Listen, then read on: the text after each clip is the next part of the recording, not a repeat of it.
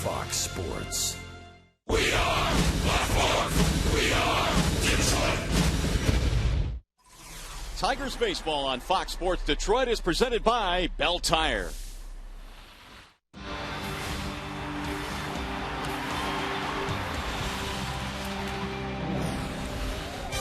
It has been a red-hot start for Austin Jackson. He has hit safely in his first 5 games of 2013. He comes into play today with a solid .429 batting average. Jackson and the Tigers getting ready in the final game of the series to face the New York Yankees.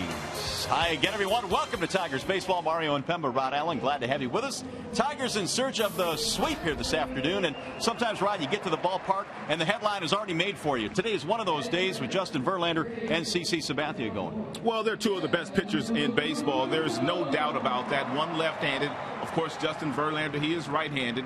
Both of these guys were their opening day starters. If you look back to when JV burst on the scene in '06, they're first and second in wins and strikeouts. CC Sabathia was not very good in his opening start this year. 5 innings, he threw over 100 pitches. He walked 4 in that game. Verlander, a little bit better. He got his first career win on opening day, but he needed 91 pitches in 5 innings to do so. Jim Leyland would like to see Verlander get up over 100 pitches, maybe throw 7 innings, give that bullpen a little bit of a breather. And JV also has pitched some outstanding baseball right here at Comerica Park. All right, Tigers going for their first sweep of the Yankees since 2008. We'll see if they can get it here this afternoon at the ballpark. Glad to have you with us. After a short break, we'll send you to the Call Sam Studios and join Shannon Hogan. But first, coming up, we'll check out Miguel Cabrera. A 4-hit game yesterday. Miggy and the Tigers taking on the Yankees. And it's all coming up next.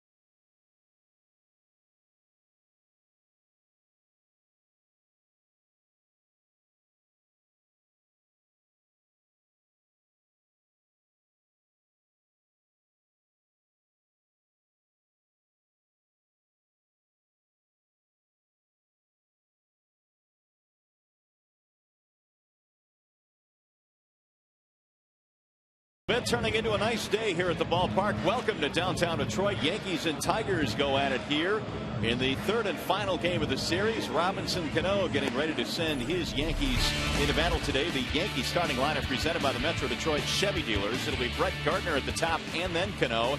Cano off to a slow start this year. Kevin Youkilis at third. Travis Hafner the DH. Vernon Wells in left. Ichiro is in right. Their bottom three today features Cervelli, Overbay, and Jason Nix. And the Tigers starting pitcher today is Justin Verlander. He is presented by Family Heating, Cooling, and Electrical. Justin Verlander loves pitching in this ballpark. He's a career 66 and 25 right here at Comerica Park and has won his last 7 decisions. He'll look to go a little bit deeper in this game than he did on opening day in Minnesota. Let's take a look at Tigers starting defensive alignment presented by Beaumont Health System. Tuiasa Sopo getting his first start in left field. Jackson and Hunter there in center and right. Boy, have they been hot with the bats at the start of the season. Cabrera, Santiago, Infante, and Prince in the infield. And Brian Pena also getting his first start here today. He is indeed. Alex Avila gets the day off. Congratulations to the Avilas with the birth of Avery Noel earlier this morning, and he and his wife Christina doing well. And there is Mr. Avila, and congratulations to their new addition. No doubt about that. So we are ready for baseball here this afternoon. Brett Gardner leads it off, and the first pitch of the ball game is fouled back. I called Alex's dad today grandpa for the first time. How'd he take that? He's cool with it. Brett Gardner batting $150 to start the year. 1 home run, 1 RBI. Good career numbers against Verlander. One guy that Verlander must keep off the base paths. Gardner has outstanding speed. Lifted in the air to right. Torrey Hunter is on the move, and that's how we start this one today. 1 gone.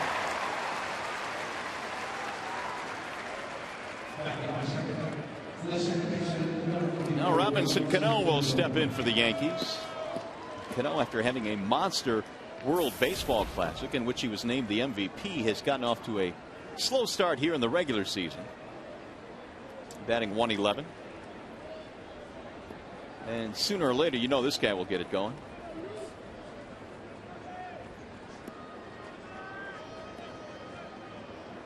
Cano also hit .344 this spring. And Robinson looks at ball 1 down low. Robinson is a free agent after this year. And once it's all said and done, he will be the highest paid second baseman in the history of the game. That's how much money he's going to get. Robinson recently firing Scott Boras, his agent. Here's the 1-0. Lifted back out of play. He hooked up with your buddy. Me and Jay-Z hang out all the time. Right? Jay-Z's company now is representing Robinson Cano. Rock Nation.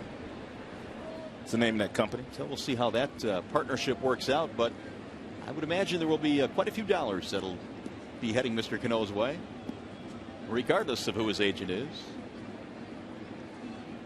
Here's the 1-1. 1 ball and 2 strikes. Well, Cano had a great year last year. 33 home runs, scored 105 times. He was part of a very potent Yankees offense last season. And when it comes to the standard for second baseman, this guy has pretty much set it. 94 RBIs, hit over 300. Will go in the air towards shallow left center field, and Tuiasa Sopo coming to the line to make the catch. And there are 2 gone. Well, we mentioned the Yankees have lost a lot of production, and there's no question that they have quite a few good players on the disabled list. Jeter and A-Rod and on and on. And look at the home runs they've lost. 43 homers by Curtis Granderson, another 24 by Teixeira. A-Rod hit quite a few. When you total them all up, 194 combined with the guys that have left as free agents and the guys that are injured. There's Kevin Youkilis, ball 1 inside. So they are scoring runs in different ways, or they anticipate they will this season, until the majority of their injured players come back. Swinging a drive down the left field line. That ball is hooking, and it's going to go foul. Whoa. Youkilis got just out in front of that one. Youkilis has been putting some pretty good swings on fastballs in this series. And that was a 90 mile per hour fastball right down the middle by Verlander, and Youkilis almost made him pay. 219 against JV, but a couple of home runs. Almost had one there. The 1-1 pitch. Driven again. This one to left center field. That ball is hit well. Jackson on the run, won't get it. It's up against the wall. Youkilis has extra bases and a 2-out double. And Verlander must have thought that that was a fluke swing, the ball that nearly missed that left field foul pole for a home run on the previous pitch. He came right back with a 91 mile per hour fastball, and Kevin Youkilis drilled it in the left center field gap. He homered in that same area here a couple of days ago. Yeah, he did. He has 4 hits in the series now against Detroit. So he has turned out to be a very good pickup early in the season for the Yankees. That's a fastball that Brian Pena wanted outside, and you watch the glove of Pena ever so slightly reach back over the heart of the plate, and that's where Youkilis was able to do his damage and why he was able to do his damage. Verlander's reaction of the 2-out 2-base hit. And the two having a little conversation as well.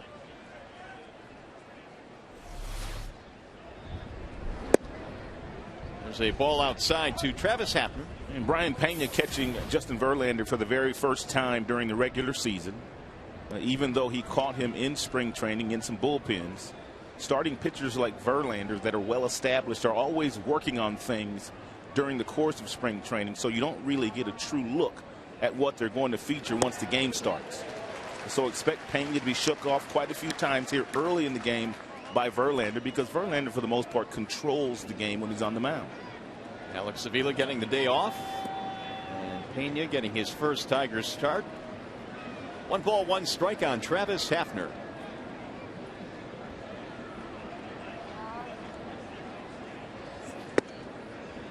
Off the plate again, 2-1. You saw the fingernails there of Pena. He has the fingernail polish on to make sure that Verlander has no difficulty seeing the signs that he's putting down. A little bit of a hazy, overcast day today. There is some cloud cover.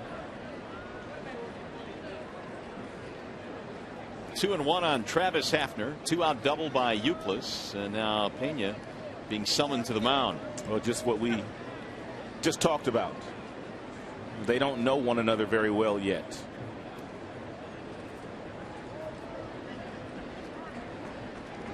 Over the years, Hafner has seen quite a bit of Justin Verlander, obviously in his days with the Cleveland Indians, and 277 his career number against JV, which is really pretty good. 3 home runs as well. 25 home runs against the Tigers, among the active leaders. Strike call on the outer edge. 2-2. Good change up there. Hafner looking for a fastball, and Verlander pulls the string on him at 84 miles an hour. Great arm speed. Ball came out of his hand very nicely.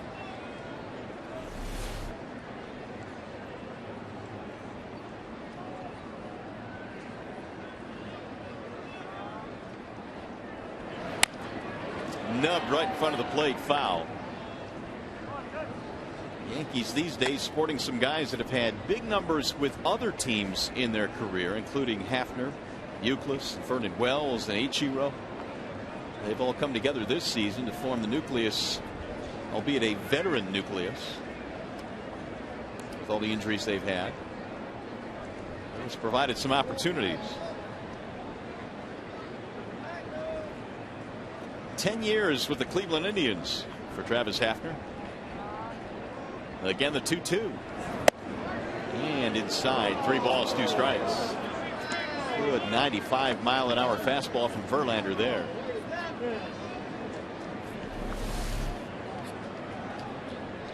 Ooh.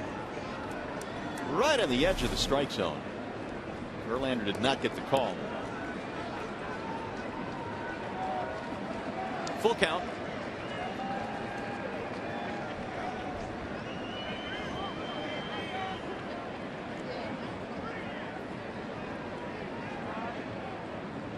And the 3-2. Hit the glove for strike 3. Pena holds on to it. Verlander has his first strikeout of the game.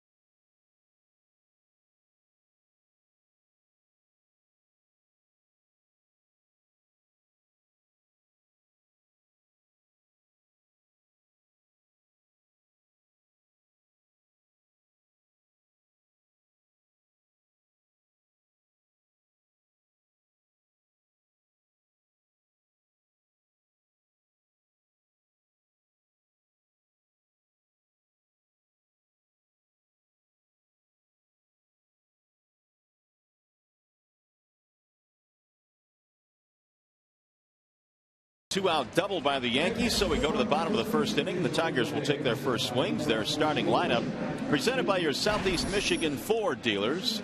And it looks like this today for Jim Leyland. Austin Jackson leads it off, followed by Torrey Hunter and Miguel Cabrera. Prince Fielder batting cleanup, then Victor Martinez.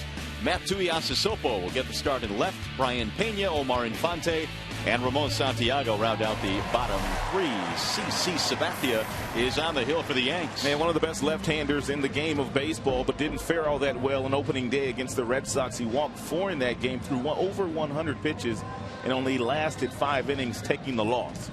Good fastball, good breaking ball, really good changeup for CC Sabathia, that when that fastball velocity is up. But against Boston 5 days ago, the velocity was down. We'll see which CC we have here today as Austin Jackson leads it off. And boy, has he been red hot. Jackson at .429.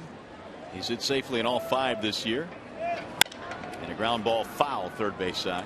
It's amazing how Jackson hit the ball extremely hard all spring training long, but really didn't have a whole lot to show for it. But once the regular season has started, still consistent contact, but he's finding some holes now, and he's scoring a lot of runs. 5 out of 9 in this series. And a ball outside, 1-1. Are you noticing anything different with Jackson, or is it just a good start for him? Maturity.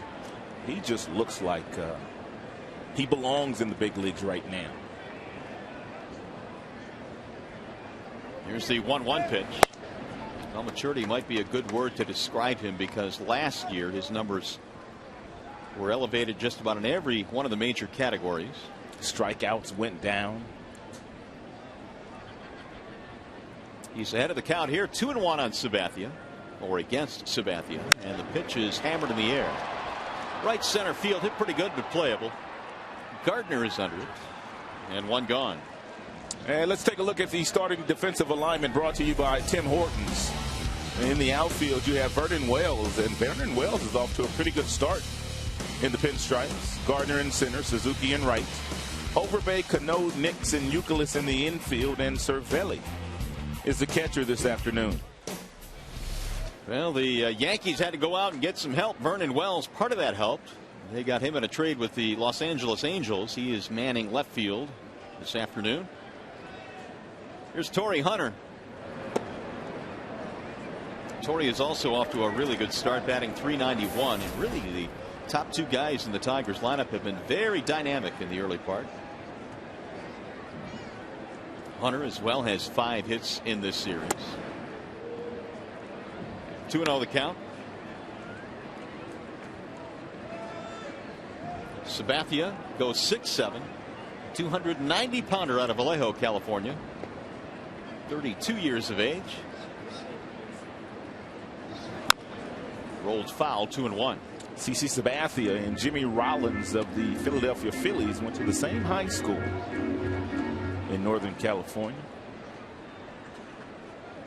Both outstanding big league talents, and CC, ever since getting to the big leagues, he was a first-round pick in '98 by the Indians. I mean, he was an immediate winner at the big league level, and because of that, he's getting close to 200 lifetime wins now in the major leagues. Hunter lands one to left. They can't get him out. One of the things that Hunter has been able to do, he's been able to get himself in some fastball friendly counts, and he drills that 2-1 piece of cheese there and by CC Sabathia. But let's take a look at the body of work yesterday by Torrey Hunter. He was on the base paths all afternoon long, setting up Miguel Cabrera, setting up Prince Fielder. The team had a total of 17 knocks yesterday. Hunter had 3 of them.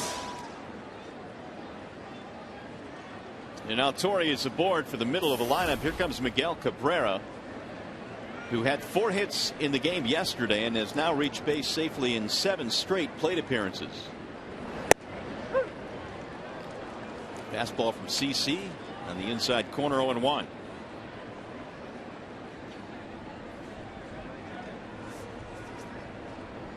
Miguel Cabrera with a .385 career batting average against CC Sabathia. The elite guys aren't afraid of anybody, are they? No one. And we've just told you that since At the beginning of the 2006 season, only Verlander has won more games than CC Sabathia in the American League. But Cabrera really, against the Yankees, he plays his best baseball against them and has done so throughout his career. CC won 15 last year, was 15-6. The 0-2. Drilled to right field on a line, and it's going to be caught by Ichiro. You're talking about CC Sabathia's rookie season in 2001 when he finished second in the Rookie of the Year voting. He really should have won the Rookie of the Year that year, but they gave it to Ichiro Suzuki. That was Suzuki's first year coming to the Seattle Mariners from Japan. He already played 7-8 seasons over in Japan, and a lot of people felt like he wasn't a true rookie, but he was a rookie by playing stateside. Yeah, and I would agree with that assessment too, but Ichiro did get the award as Prince Fielder stands in. I mean, I know Japan is not the equivalent of Major League Baseball or the talent at this level, but still 10 years over in Japan does not make you a rookie, I would think. But Ichiro has gone on to prove that he is an elite player. Hall of Fame player. No doubt. Here's the 0-1. Prince sends it back out of play. 0-2 on Fielder. Prince has been on a mission lately. Really, you can go back to the last 5 games of the regular season a season ago. He has just been getting it done. 2 home runs on opening day here, 5 RBIs. He has knocked in 8 already this season.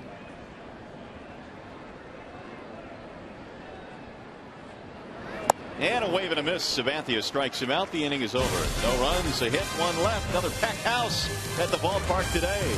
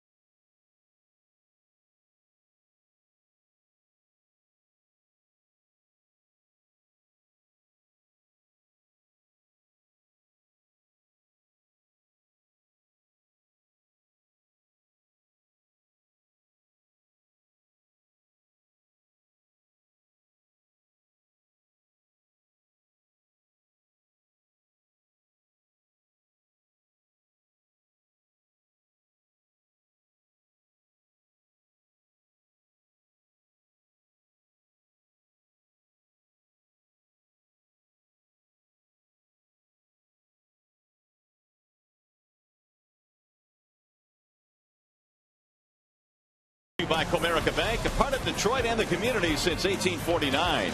Chrysler, imported from Detroit. And by New York style deli chips, all natural, extra crispy from real bagel bread.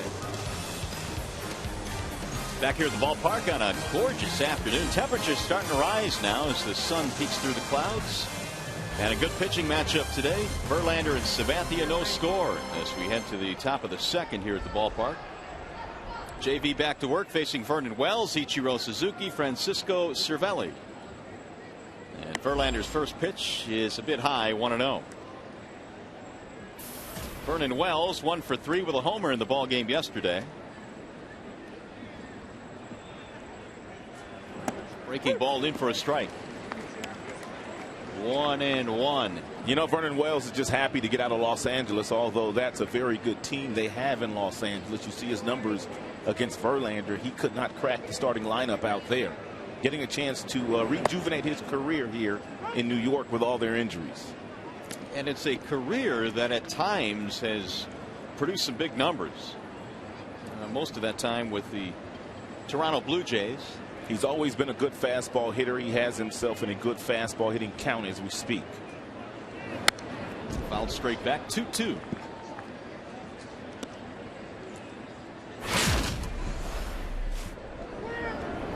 Vernon got a fastball from Max Scherzer yesterday that didn't do a whole lot. You saw that arm angle that Max dropped down to. That's the arm angle where the ball flattens out. And Vernon didn't miss it. Back out of play again. Here's Mr. Scherzer, who got the call yesterday. His first start of the season. This is Verlander's second start of the year. He, of course, pitched on opening day.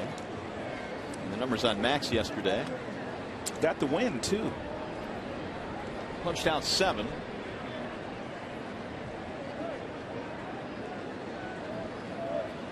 Everybody available out of the Detroit bullpen today, with the exception of Drew Smyly and Darren Downs. When I got to the ballpark today, I saw Max getting his running in. Running through the concourse. Running up and down the stairs. Did you go run with him? I did not. Had I known that he was running, I may have, brought some jogging shoes and got after it with him. I'm not buying it. There's ball 4 and a leadoff walk to Wells. Second base runner for the Yankees, and that's going to bring up Ichiro. Well, the Yankees off to a slow start, 1-4. The Tigers at 3-2. Ichiro just 1 for 14, which adds up to an 0.71 average so far. And Cabrera at third base, really playing in because of the bunting ability of Ichiro Suzuki.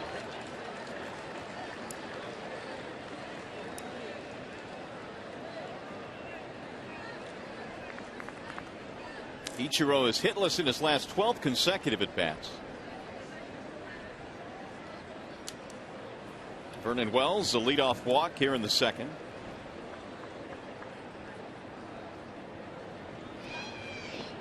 Draws the throw. There was a time when Wells would run a lot in Toronto, but over the years hamstring problems developed. Another throw, and he easily gets back.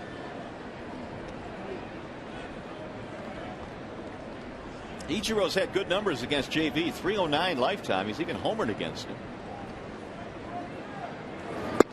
And when you look at Ichiro and you see that he puts up, or did his first 10 years, 200 hits every season, you don't think of power when you think of Ichiro, but those that have been around him through the years have told us if he wanted to, he definitely could hit 20+ homers.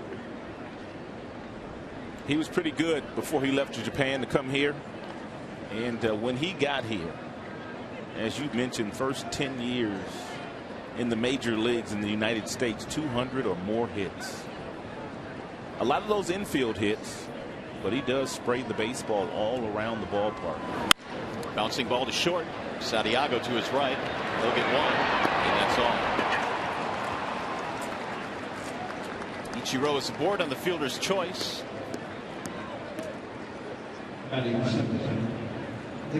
One of the things that Jim Leland wanted Verlander to concentrate on a little bit more this year, and that was be holding base runners on, especially the guys that can run.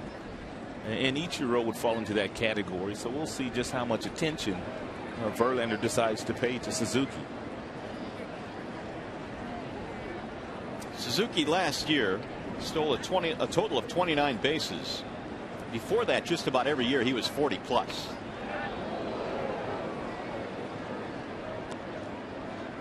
Father Time eventually catches up to you, and so the numbers have decreased a little bit, but here are his career numbers. At a percentage of 82%. Ball inside to Francisco Cervelli. Ichiro, very fast, but also very intelligent. And he always seems to pick the right pitches to run on. And that would be breaking balls and changeups. And he knows that Verlander, on any given day, will throw you lots of off-speed pitches. Drilled on a line toward left, and Tuiasa Sopo won't get it. It'll get by him and go all the way to the wall. Ichiro rounding third. He comes home, and he will score. It's a double and an RBI for Francisco Cervelli.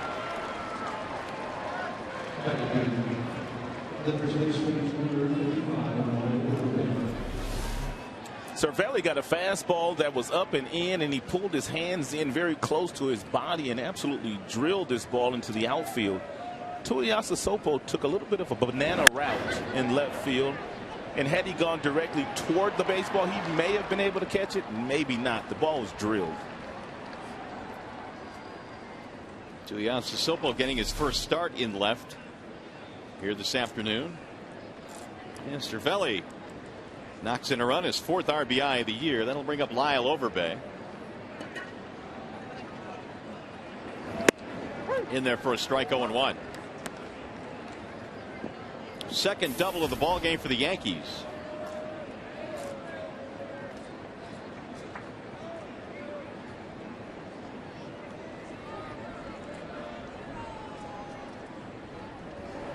Overbay takes low. 1 ball and 1 strike. Verlander has won each of his last 7 decisions at home. And when you look at his career numbers at home, they're awfully gaudy. He's 66 and 25. ERA is at about 3. Wave and a miss. 1-2. One of those starts was against the Yankees. Pitched 8 innings, struck out 14 Yankees in August of last year. And that remains his career high, his single game high in strikeouts, 14. But a 3.00 ERA in this ballpark lifetime. In the air toward left. Tuiasa Sopo coming over. 2 gone. And that will leave it up to Jason Nix.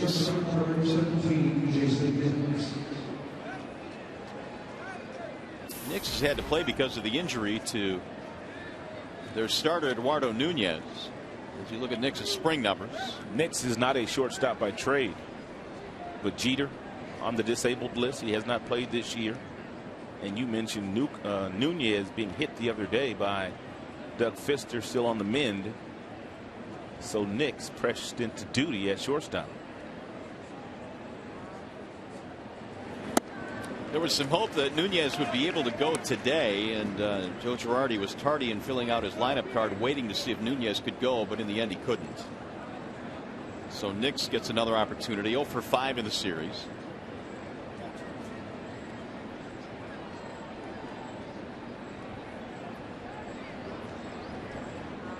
Here's the 0-1. A little bit outside. 1 ball, 1 strike on Jason Nix.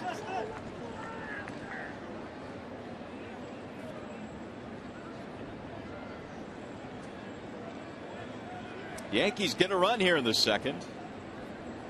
RBI double by Cervelli.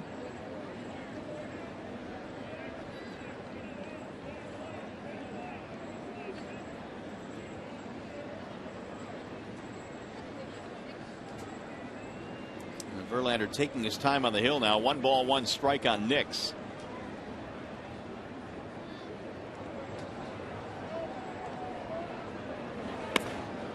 He breaks one outside and low. 2-1 the count. Verlander led the American League in innings pitched last year, almost 240 innings. He does that every year. Led the league in strikeouts for the 2nd consecutive season.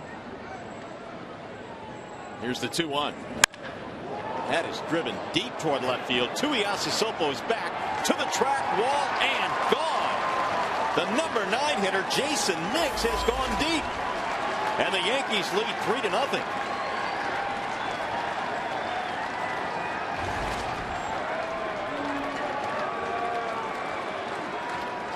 A no-doubter off the bat of Jason Nix, his first of the year. And Verlander threw him a changeup at a 2-1 count. And the changeup stayed up right around the belt buckle. And when Nix does find the seats, it's usually in that direction. He absolutely clobbered that changeup there.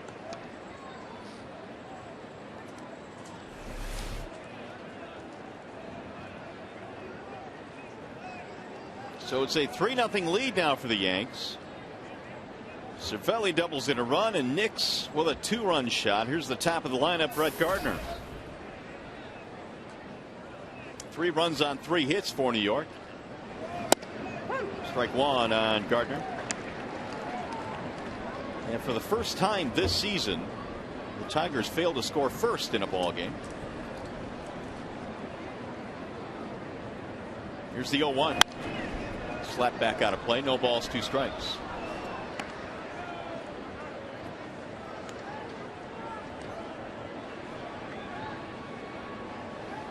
Gardner flied out to right field his first time up, hit .292 this spring. And they missed most of last year with an elbow problem that required surgery. Sprays one on the ground left side. Fielding there is Cabrera. Nice play. Got it. Fielder able to hold on to the bag with his big toe. Big inning though for the Yanks.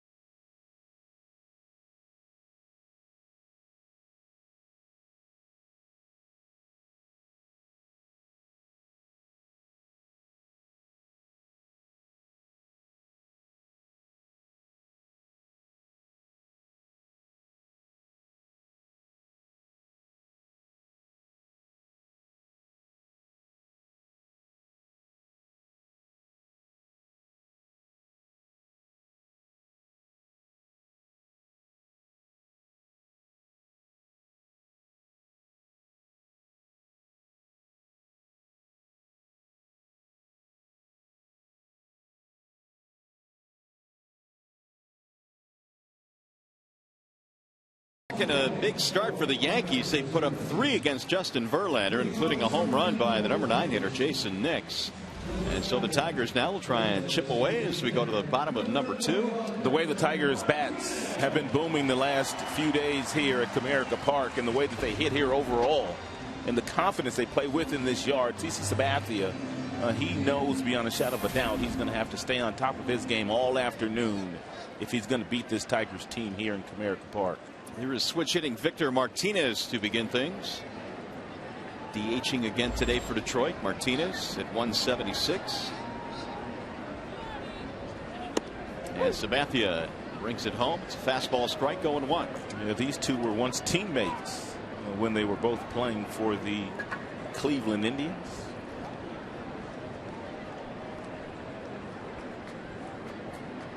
When they both came up, both had immediate success in the major leagues. Victor was winning batting titles in the minors. The 0-1. Wave and a miss. 0-2.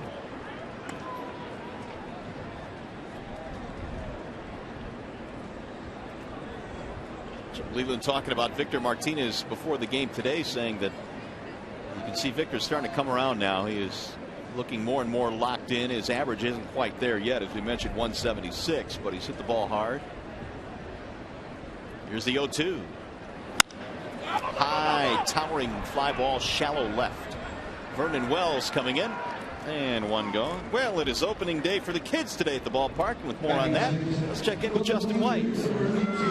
Today is Kids Opening Day here at Comerica Park, and as part of the festivities presented by Blue Cross Blue Shield of Michigan, there was a pregame clinic on the field. Kids getting to exercise as well as learning some valuable baseball skills. Now they're all up here sitting in their very own section, getting to watch the Tigers and the Yankees and Justin Verlander against CC Sabathia. I'd say that's a pretty good day at the ballpark.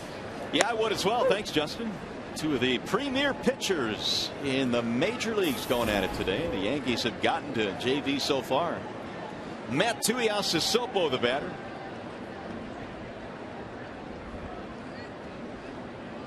Sabathia ready with the 0-1. And a ball down low. 1 ball, 1 strike. Tuiasosopo has had only 1 at bat so far. He's 0 for 1. He provides an interesting contrast to Andy Dirks out in left.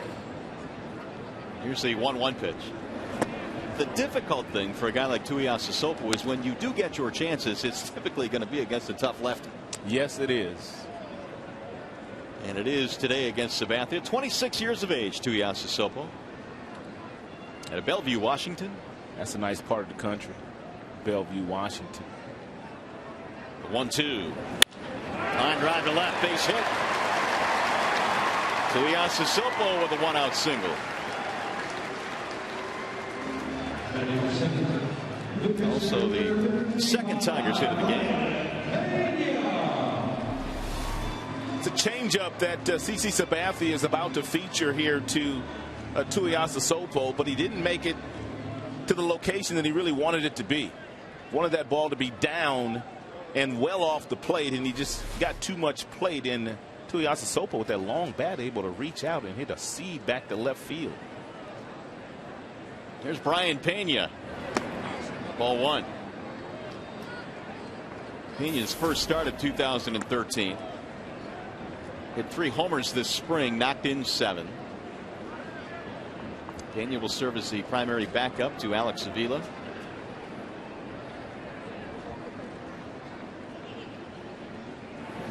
Ball high. 2-0. Pena was the backup to Salvi Perez in Kansas City last year. He finds himself backing up Alex Avila here in Detroit. Brian Pena's got some sock in his bat. And in a fastball count, if CC decides to throw him a fastball, he can find the gaps with it.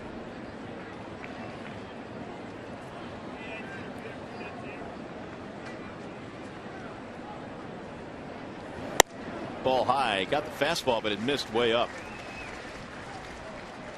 Brian, 31 years old and born in Havana, Cuba.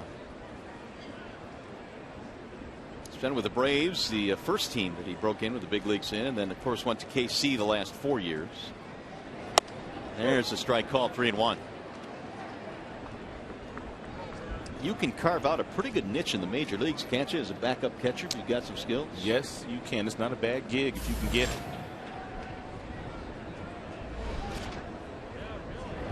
Pena takes another strike, and the count fills now at 3-2. Just about every single fastball that CC has featured so far this afternoon has been 90 miles an hour and above.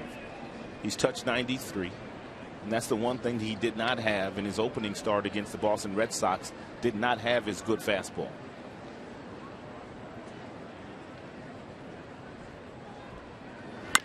Bouncing ball right side. Cano spins to second, 1, and no relay. Fielder's choice.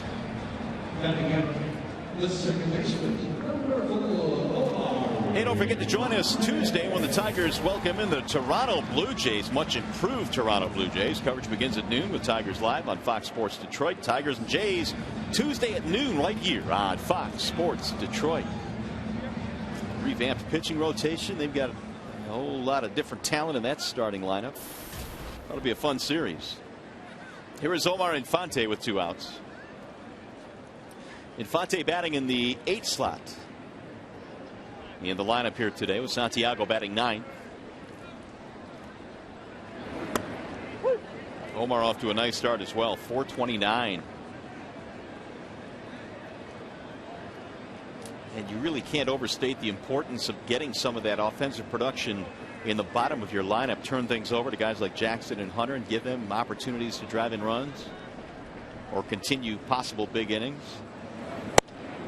Ball low, 1-1. Jim will be able to do a lot of things with Infante batting in the bottom of that batting order. He can bunt for a hit. He has tremendous hand-eye coordination, so Jim not afraid to put a hit and run on with Infante. And of course, Infante is an outstanding fastball hitter himself.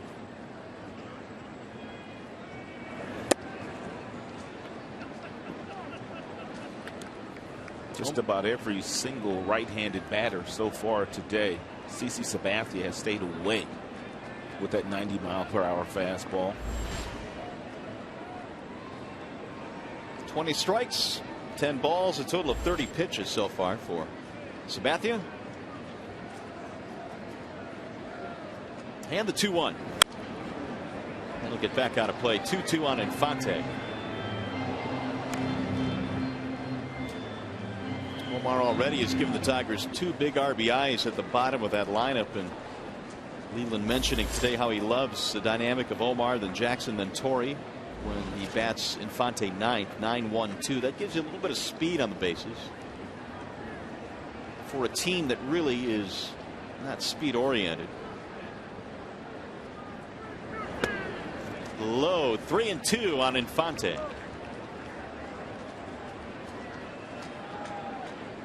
3-0 Yankees have the lead. We're in the bottom of the second here at Comerica.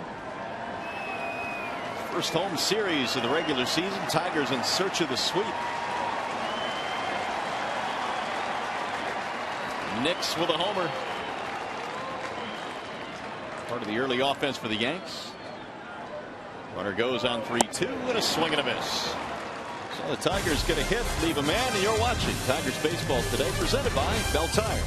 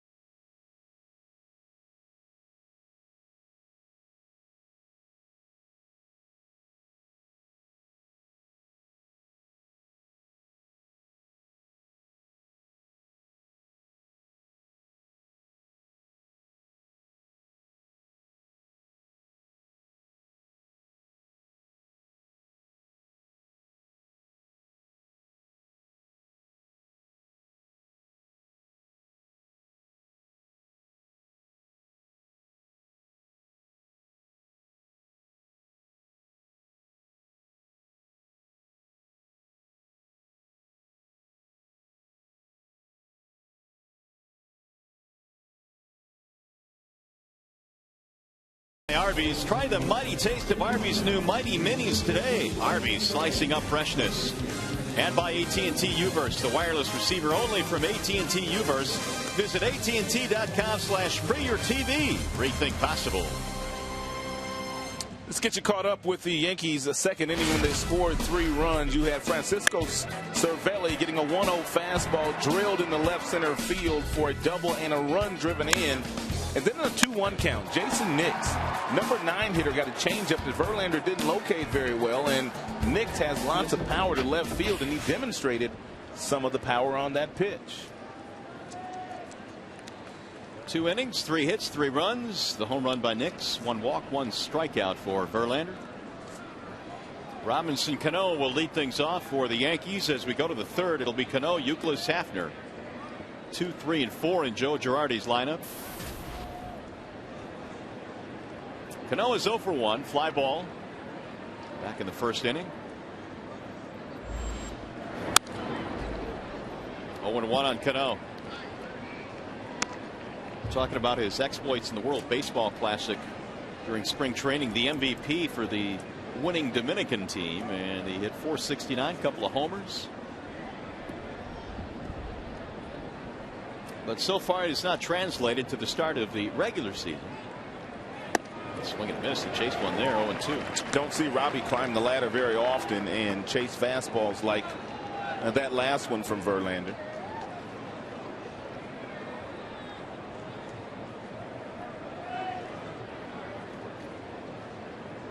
Cano takes an extra second or 2 to get back into the box.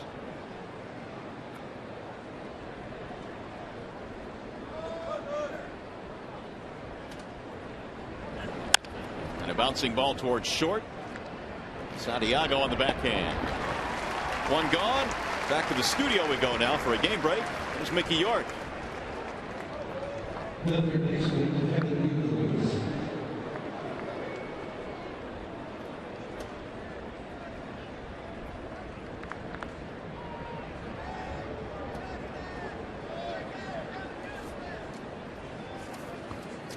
All right, Mick, thank you. The Red Sox off to a 3-2 start this year. Here's a ball outside. What do you think about R.A. Dickey pitching in the Dome? Do you think that's going to make any difference? I do think it's going to make a difference. I don't think that he is going to be as good as he was last year pitching for the Mets. The Mets, their ballpark in New York is very pitcher friendly, and it's outdoors. Of course, when you're indoors where he's pitching now in the Dome, the knuckleball does not knuckle as much because there's not a whole lot of wind, and that ballpark in Toronto is very hitter friendly. So I just don't think that he's going to have that type of year this year. And he's in an American League, so American League better hitters as far as I'm concerned. Yeah, that's a whole laundry list of reasons why it may not be a Cy Young type season this year. Meanwhile, Euclid has gone to 3-0. He might be swinging. He is not. Strike 1. 3-1. 2-base hit for Euclid back in the 1st. Was stranded though after Hafner struck out.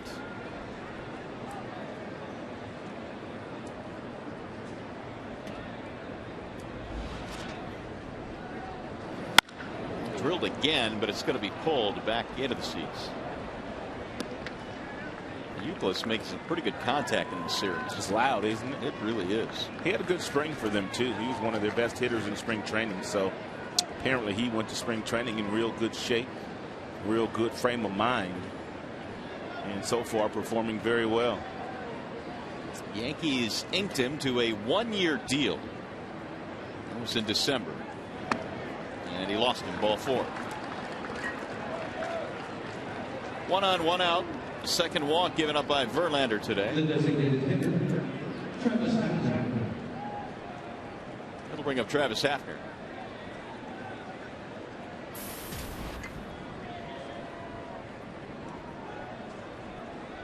He struck out against Verlander. That ended the 1st inning.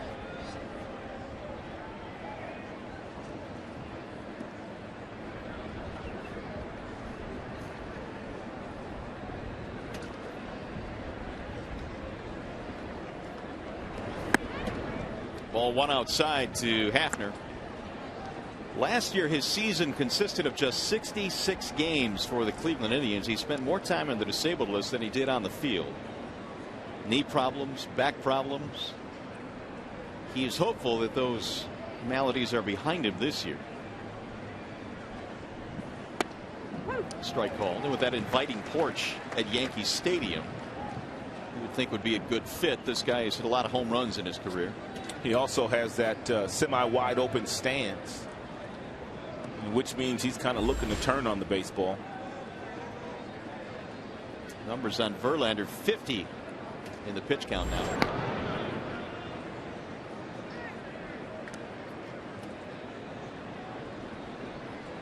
Indians had themselves a guy that routinely would hit 30 homers, not getting 100 runs every year.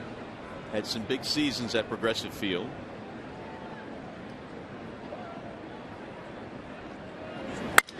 Shattered bat, little looper into right, base hit. So move Euclid to second, and the Yankees have something going now here in the third.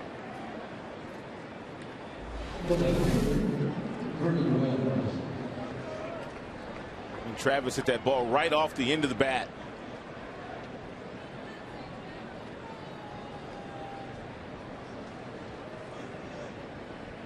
So the Yankees have their fourth hit, and that's going to set up Vernon Wells, who had a base on balls back in the second. Vernon Wells, dead pull hitter. If you're Justin Verlander and you spot the fastball outside or you're breaking balls away from Vernon, pretty good chance he might hit the ball right to Santiago. 0-1. And if he does that, turn the double play and get yourself out of the inning.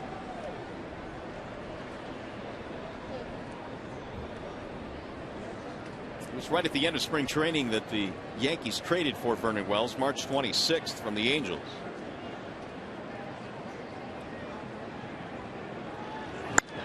That is popped up back behind home plate, and back to the seats it goes. The Angels, of course, have a lot of outfielders, and Vernon found himself really out of a job there. Peter Borges, Mike Trout, Josh Hamilton coming over.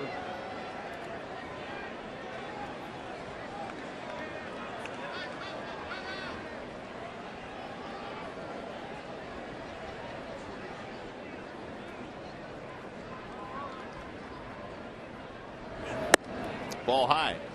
Josh Hamilton off to a rough start in Los Angeles, but he'll hit before it's all said and done. He's just way too talented, but his former club, their manager Ron Washington, walked Pujols 3 times intentionally yesterday to get to Josh Hamilton. Well, that certainly didn't happen very often in Texas. New. Remember the start that Pujols got off to last year with the Angels, and then eventually he caught fire.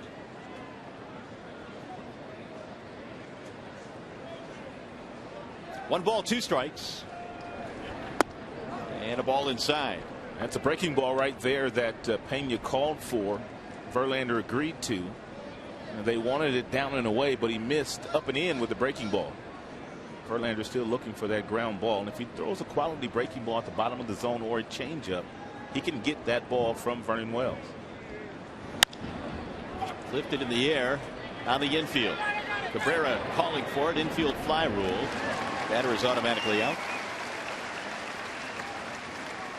2 gone. And now Verlander a chance to get out of this mess here by getting Ichiro.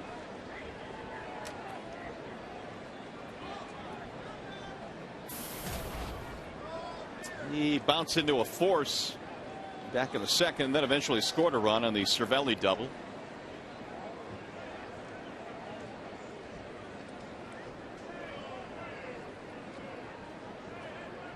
Three runs, 4 hits for the Yankees. No runs, 2 hits for Detroit. Oh and 1. So Ichiro now is 0 for his last 13. First 10 years in the big leagues, he reached the 200 hit plateau every single season. Won 10 Gold Gloves.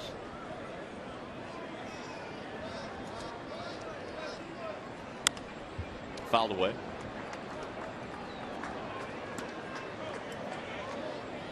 And part of his arsenal was a terrific throwing arm. In fact, when he was in Japan in his early days as a professional in Japan, he actually pitched a little bit and through mid-90s. Trying to pick up Euclid and Hafner here in the third. 3-0 in favor of New York.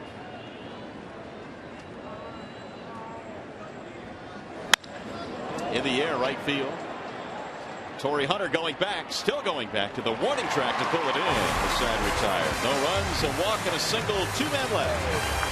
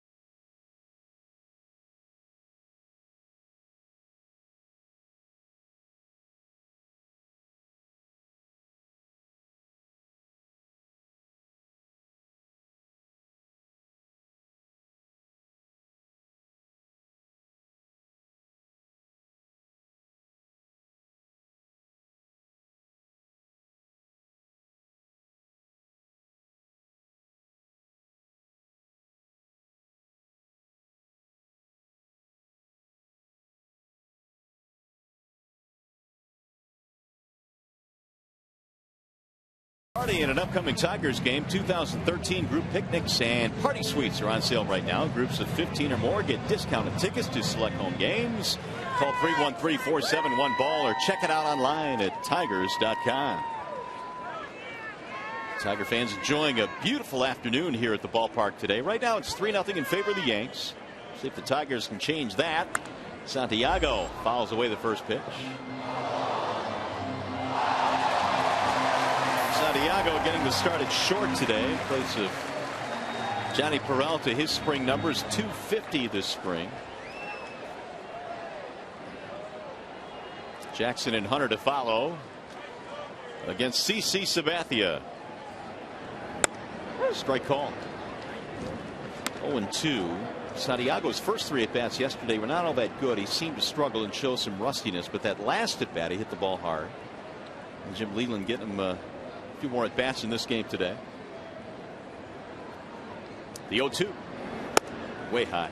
Wouldn't chase. And CC struggled with his fastball in his last start against the Boston Red Sox, and it appears that he's come out today really wanting to establish that pitch.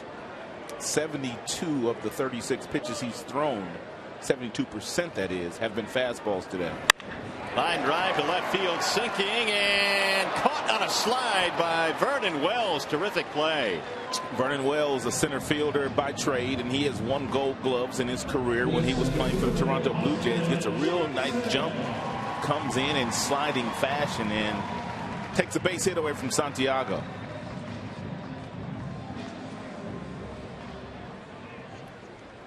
Santiago thought, man, that was my first hit of the year. Keep swinging it like that. You'll get your fair share. Here's Jackson. Ball 1. For the most part, Sabathia's been pretty good. 7 of 10 now in first pitch strikes. Although he missed there to Jackson. AJ fly to center field his first time up.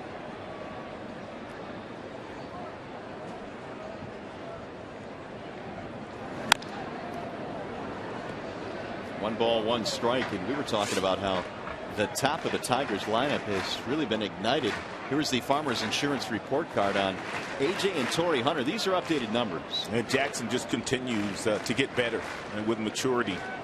And Torrey Hunter's playing like he's young again. He was one of the best number 2 hitters in baseball last year, second half of the year.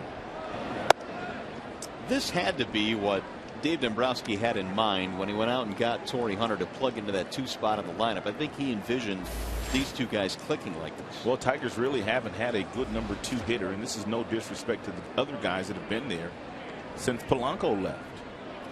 Yeah, he was awfully good. Polanco could handle the bat, move guys over.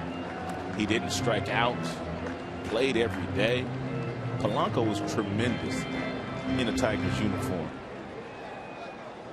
Meanwhile, the count has gone to 3-1 on Austin Jackson. And he lost him. Ball 4.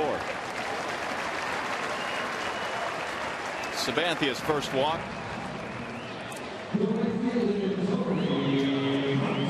Austin Jackson just continues to get on base any way he can.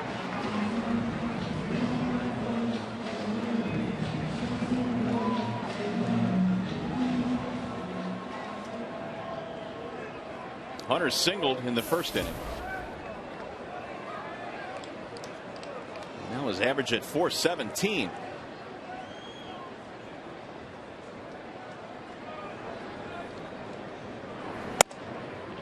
Ball 1, and Sabathia again missing up. That's going to bring Cervelli out to the hill.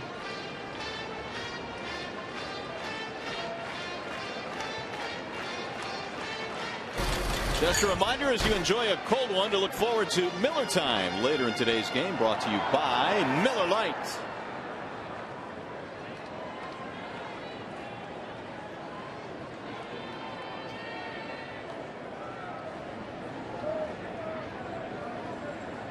Here's the 1-0. Swing and a miss. Good pitch by Sabathia. And Torrey Hunter looking for the fastball after he had just walked Austin Jackson and fallen behind him, and Cervelli calls for the breaking ball, and real nice execution there by CC.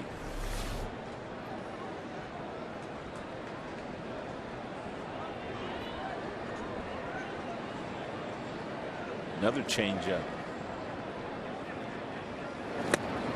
Way out in front. And the count is 1-2. CeCe's best year in terms of victories was 2010 when he won 21 games. It's a circle change.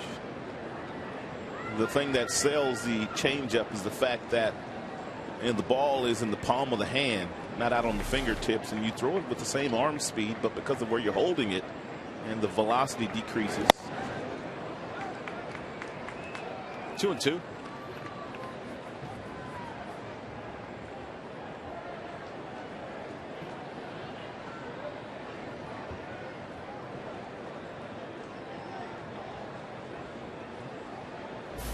Hunter has multiple hit games in 4 of his first 5. He has a shot to do it again here today with already a single to his credit. And a bouncing ball to short, ranging to his right. Nix fires to second, 1 relay. Got in time. Hunter beats it out.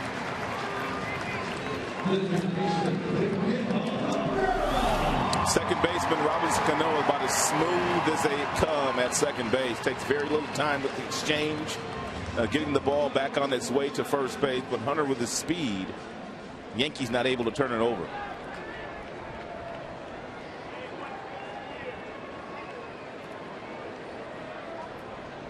Robinson Cano never looks like he's in a hurry to do anything on a baseball field. Here's Miguel Cabrera. Hit the ball hard, but he's 0 for 1. Chopper back up the middle. Here's Cano again, ranging behind the back. Little backhanded flip for the out. And the Tigers are done here in the 3rd.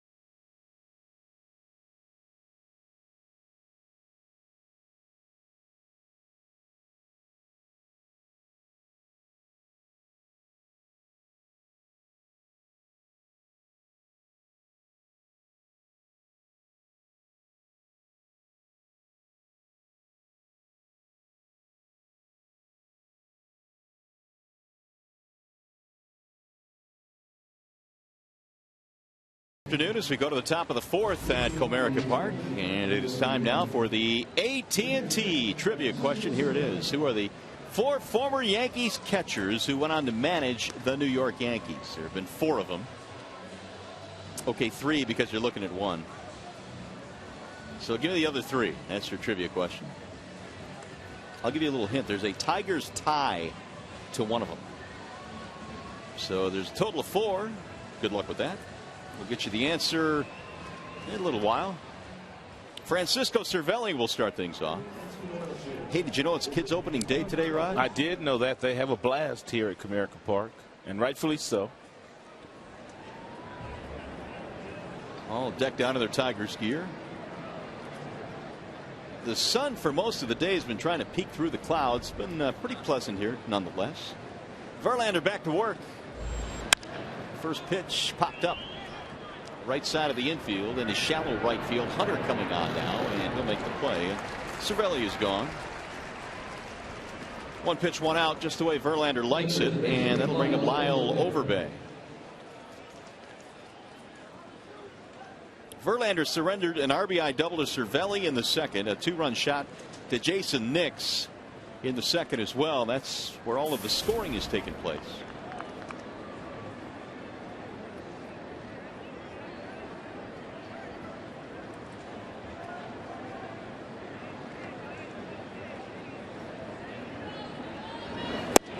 Strike one. Overbay, Arizona and Atlanta last year.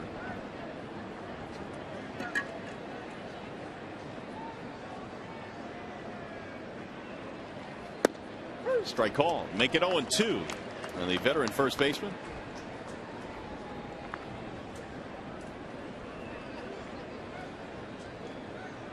Filling in for Mark Teixeira, who has that wrist problem. Now the 0-2 pitch.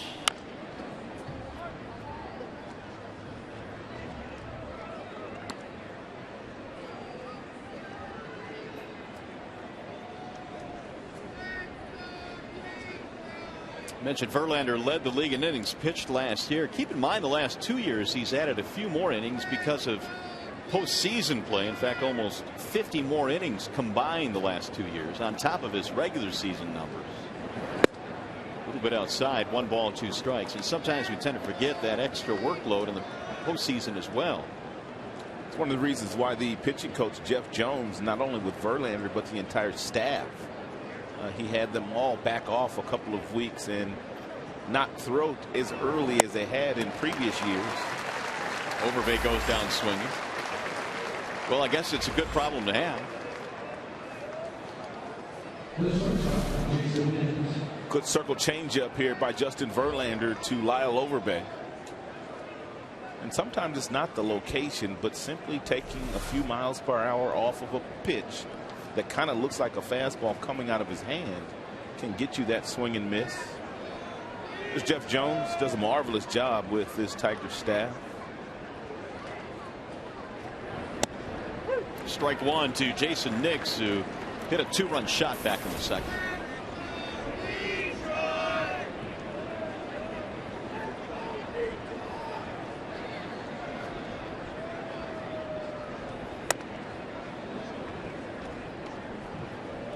One ball, 1 strike.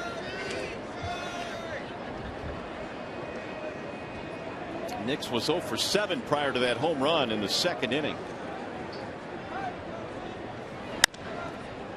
Skies this one in the air. Torrey Hunter coming on as well again, and a 1-2-3 inning for Justin Verlander on our way to the bottom of the 4th.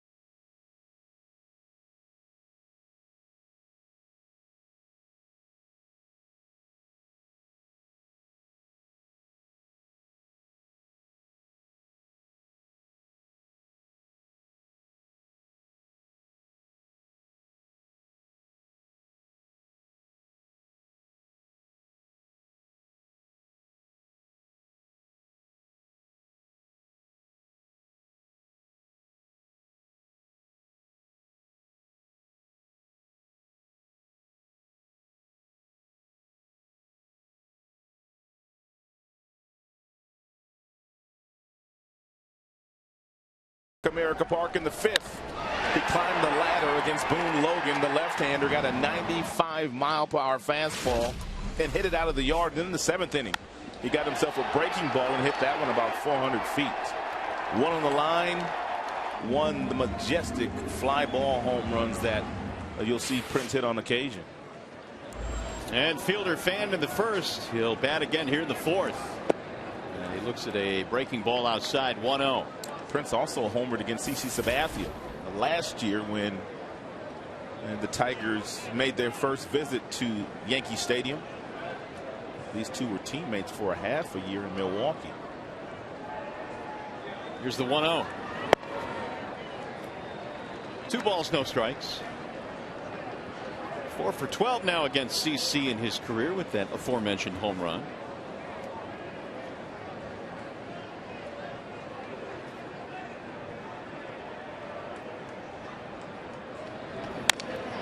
We have shown these numbers before, but what makes Prince such a really good hitter is the fact that lefties, even with that big swing of his, don't seem to bother him all that much. And he doesn't strike out very often either. Trying to get it started here in the 4th. Yanks lead 3-0. Now the 2-1. 2-2 on Prince Fielder. A well-spotted fastball right there. And by CC. Inside Black at 91.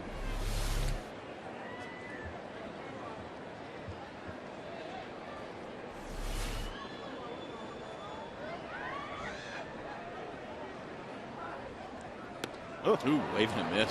Second time he's done that to him today. He set him up perfectly. Inside fastball at 91. Then he comes back and he pulls the string with a really good curveball.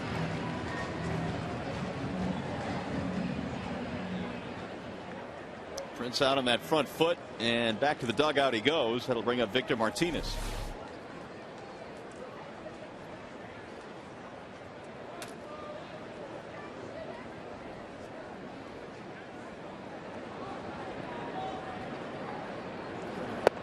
We're talking about Sabathia in the last inning that he was pitching. Although he is cruising toward 200 lifetime wins, 191 right now. He's won 20 games in a season only once, and that was back in the 2010 campaign when he won 21. But he is always in the mid to high teens every single season. Signed a big contract with the Yankees. In fact, back in December of 08, it was a 7-year deal, and they added another one onto that.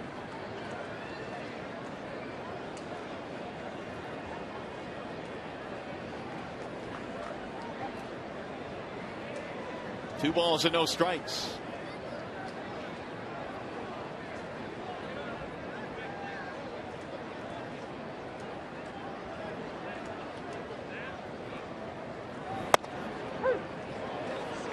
Sabathia has made very few mistakes in the game today. Victor Martinez does not agree with Brian O'Nora. With that last fastball, he felt like it was down. CC has been down there all afternoon long. He has not missed very much with his location, and that's one reason why O'Nora may have given CC the strike there. Victor not buying it, though. It's been a lengthy conversation between the two. 3-1.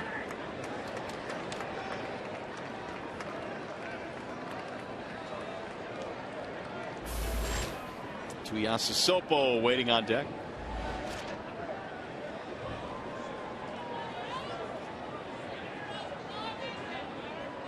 Here's the 3-1 pitch to center field and hit hard.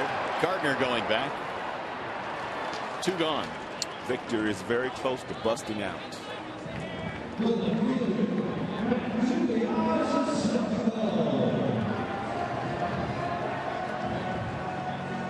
Now Tuiasosopo. He had a single back in the 2nd inning. Tigers really haven't had too many opportunities. Base hit in the 1st, base hit in the 2nd, walk in the 3rd, but for the most part Sabathia has been able to keep them at bay.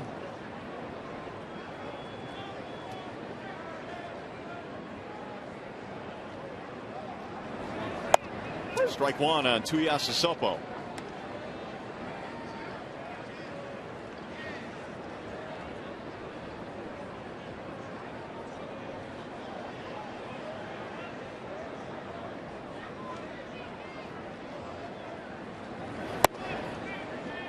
Jim Leland had a pretty good line before the game today on Tuiasa Sopo getting his first start in left field here at Comerica. The wind blowing pretty good here this afternoon. Leland said, I gave him a map, I gave him the keys, and I said good luck. You know, Jim said that, and I agree with him totally. It's tough to play left field here, but it's easier to play here than it is to play in spring training. Why is that? Wind, sun, no clouds. If you can play in the Cactus League, or if you can play in the Grapefruit League, and you can play good in spring training, you can play in any outfield up here.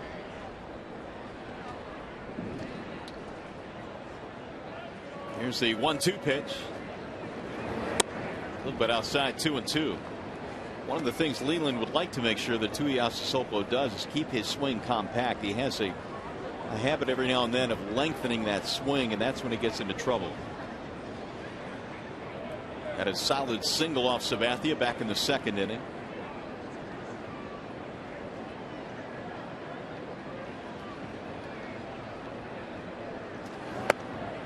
Low again. 3-2. CC has such confidence in the secondary pitches today. He might just come back with a curveball here or that fading changeup to Tuiasa Sopo.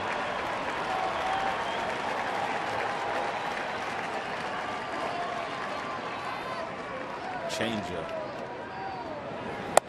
And he missed with it. Tuiasa Sopo took it for ball 4, and the Tigers get a 2-out base run. Hey, you can vote for your Tigers McDonald's Player of the Game. It's presented by the new Premium McWrap. Using your cell phone, text Tigers followed by a space, then the player's uniform number to 37338, or vote online at foxsportsdetroit.com. So here's Brian Pena with a 2-out base runner.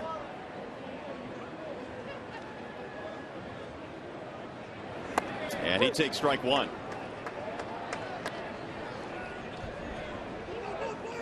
For Sabathia today, the ball strike ratio 65 pitches.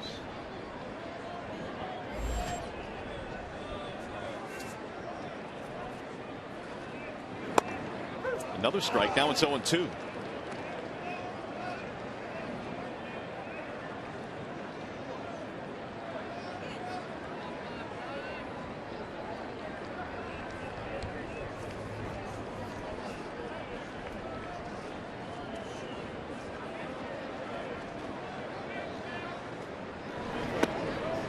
Pena took a close one, but it missed.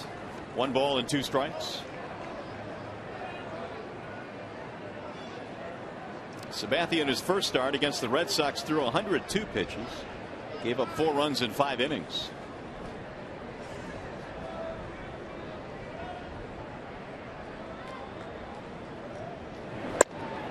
Just off the plate again. 2 balls, 2 strikes. Pena reaching on a fielder's choice in the second. Tigers locked him up with a free agent deal last December.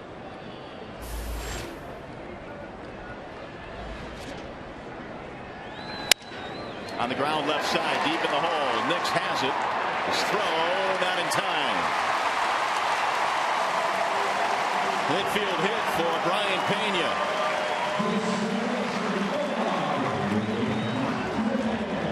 Nice range by Nix. He was not going to get Pena at first base, so he goes to second base, and I'm surprised that Tuiasa Sopo did not slide.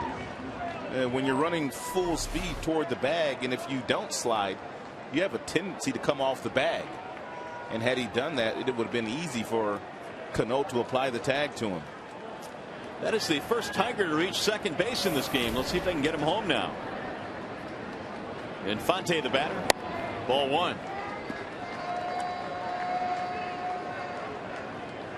Omar struck out against Sabathia back in the second. One of 3 punch outs that Sabathia has. The majority of the pitches that he has thrown to Infante today have been off-speed pitches. Struck him out with an off-speed pitch as well.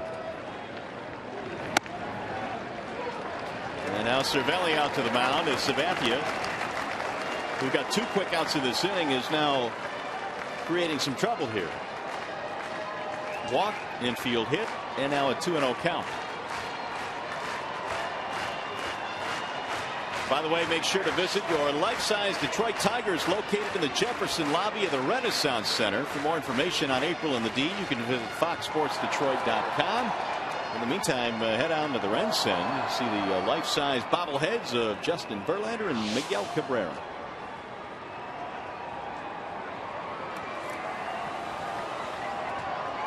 Two on, two out.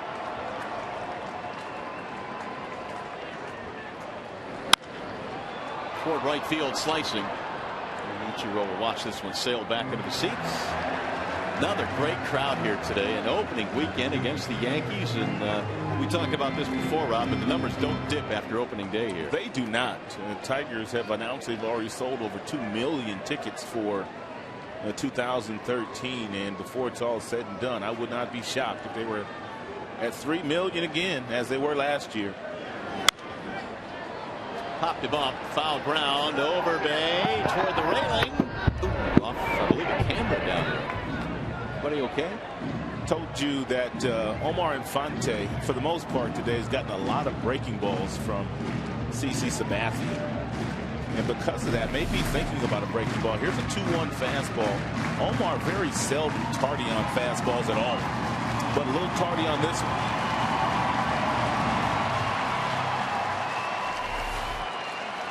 Two and two.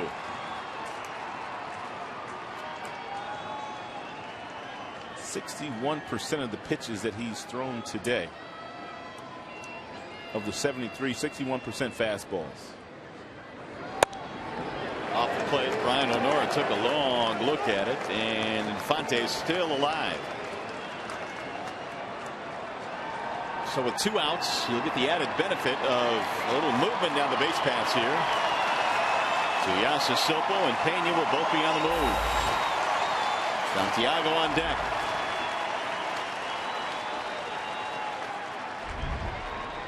And the 3-2. Driven in the air toward left. It's straight at Vernon Wells. And that is that for Detroit. No runs, a walk, an infield hit. 2 men left.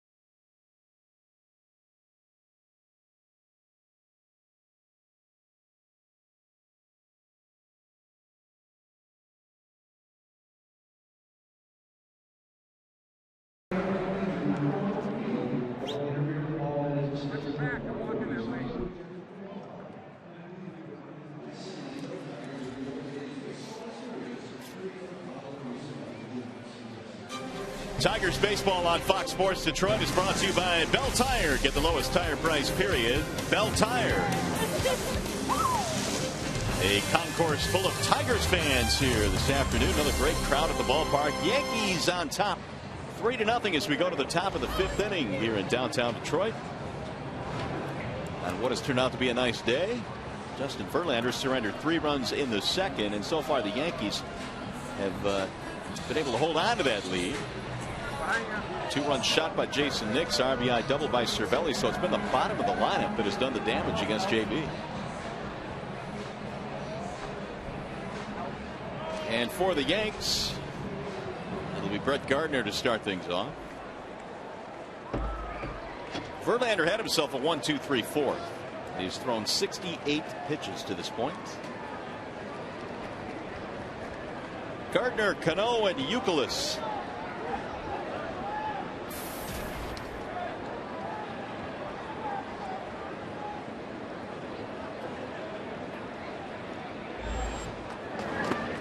Ball one.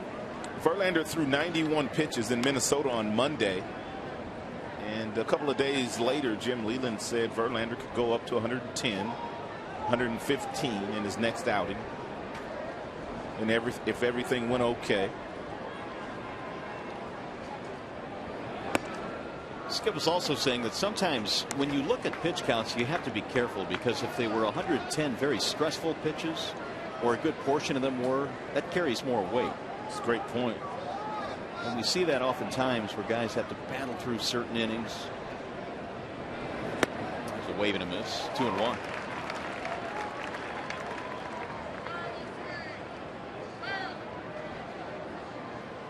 Gardner is 0 for 2, fly ball and a ground out. They've had a base runner in every inning but the fourth. And the 2-1. Heading toward the corner to Sopo, and he won't get there. He gave it an attempt. And he just met the left field wall for the first time.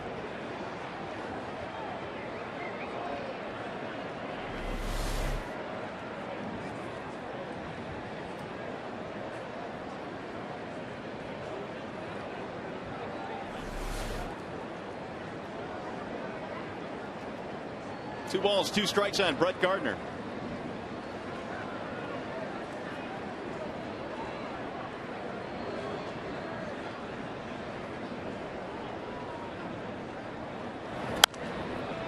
Fouled away. Gardner's one of those guys who's had to fight for everything throughout his career. He didn't even have a scholarship to go play college ball. He walked on at the College of Charleston and made their team. Had some good seasons, but still was not drafted after his junior year, where players are eligible. If you're not drafted out of your after your senior year of high school, you have to wait after your junior year, correct, of college play? Correct. Gardner does have that one thing that a lot of coaches, managers love, and that's speed. He can run. Never goes in slumps. And Verlander missed. 3-2. Justin thought he had him struck out. 75 now for Verlander.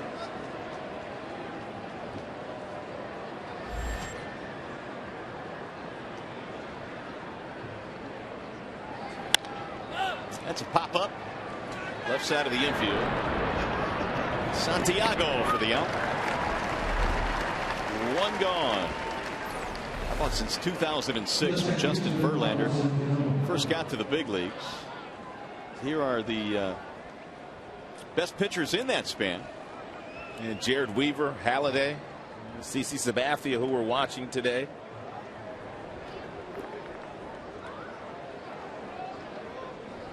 Roy Halladay's had his struggles. Cano lines one to right field, a base hit. His first hit this afternoon.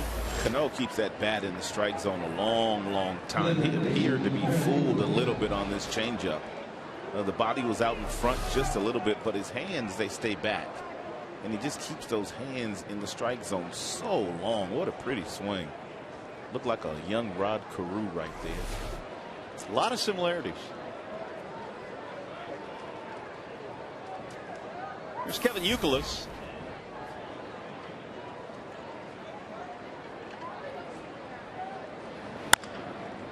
Chopped foul. Youkilis has the same batting stance that he had in Boston, but a much different look. He typically had a lot of facial hair in Boston, but now with the Yankees, clean cut. Almost don't recognize him. But that very familiar batting stance.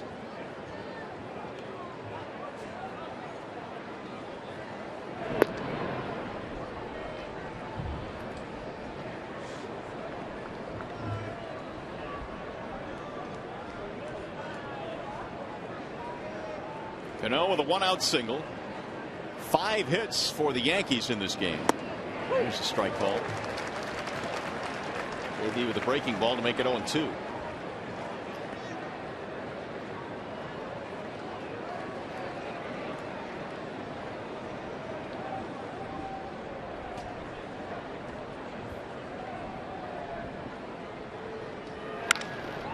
Slap to right center field. Ball's hit pretty well. Hunter goes over in the gap. And retreating is Cano. 2 gone. Torrey just glides to the baseball. 9 gold gloves on his mantle. Takes great routes. Gets tremendous jumps. Got his first assist yesterday throwing out Brennan Bosch at home plate. He had 14 of those last year playing right field for the Angels.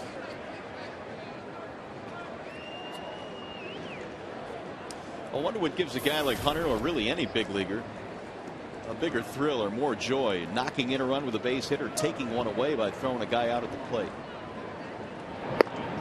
Base hit.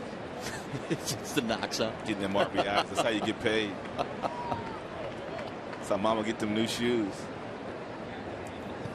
Throwing guys out at the plate ain't getting you any new shoes, are they? Swing and a miss. And here's that throw. Look at how he gets behind this ball, though. That is textbook. I mean, he knows there's going to be a play. He gets behind the baseball, and then as he's approaching the baseball, he gets his momentum going to where he's going to throw it, and throws a one-hop strike to Avila.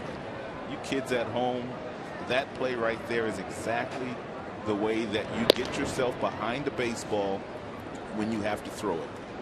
Sometimes you don't have time to set yourself like that. But if you think about setting your feet, and more often than not, you'll be able to do it. Torrey now with 112 outfield assists, which is 4th among actives in the major leagues. That is driven down the right field line. Going to go way foul, though, but ball was hit a long way. Yankees only have 5 hits, but seems like more. They've squared up some balls today.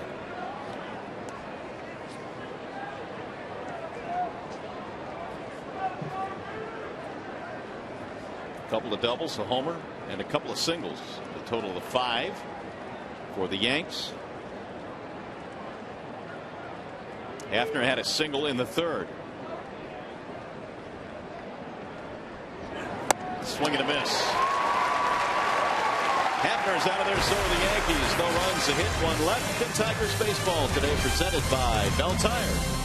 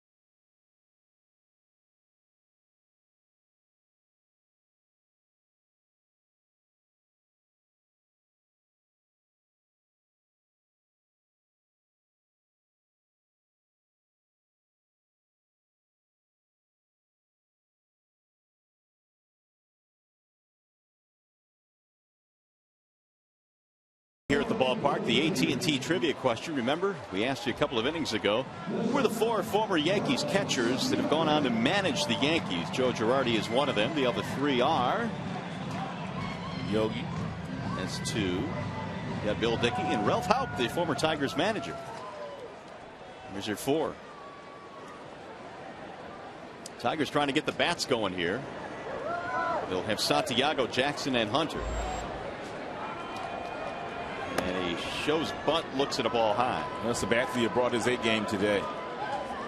Velocity with the fastball. Not all that impressive. It's been right around 92 all afternoon long, but the location has been outstanding. Lifted towards center field. Gardner ranging left. Santiago is out. Top of the order now, Austin Jackson. On base again with the base on balls back in the 3rd.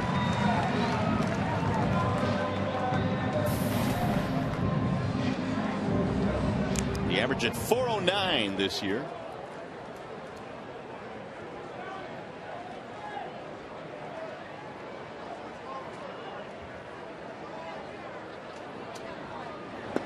Today's starters, Verlander and Sabathia, are 2 of the better pitchers in the major leagues after their team has lost a game. Following a loss, both of them have really good numbers.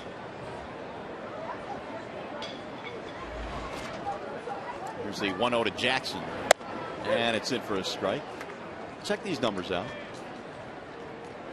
Following a team loss last year, Sabathia was 7-1. Verlander was 9-4.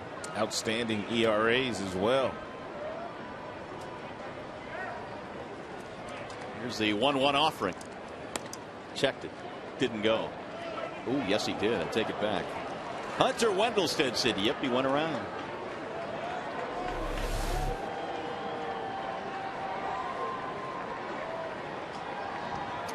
Close. I don't know. That's real close. Could have gone either way.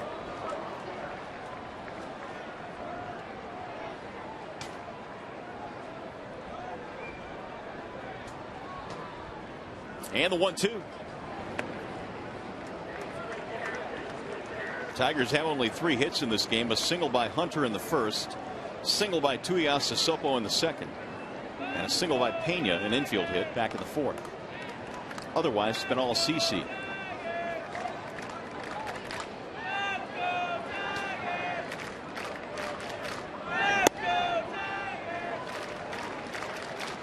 Sabathia knew that his margin for error would be slim today with Justin Verlander pitching for the Tigers. Just like every pitcher knows, when they go up against Verlander, you better bring your A game. You can't give up many runs because he's not going to give up very many. And he walked him. That's another base on balls for Jackson, his 2nd of the game. 3rd overall for Sabathia. CC had some control problems his last start against the Boston Red Sox. He walked 4 in that contest.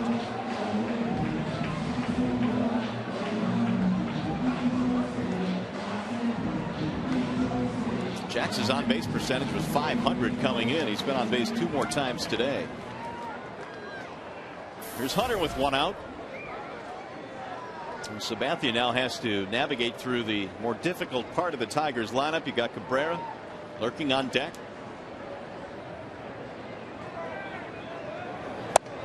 Hunter looks at strike 1.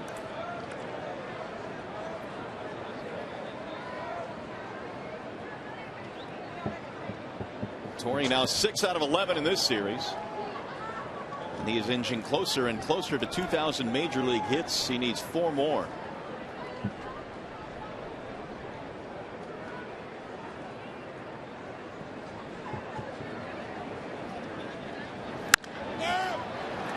That is in the air to shallow right field.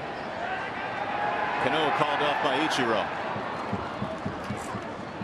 Hunter retired.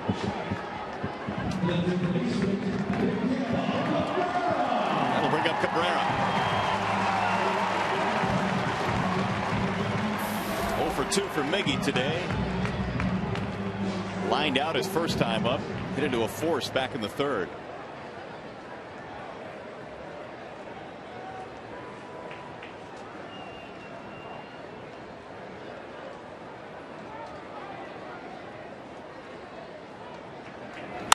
And he shoots it on the ground as second. Cano gobbles it up.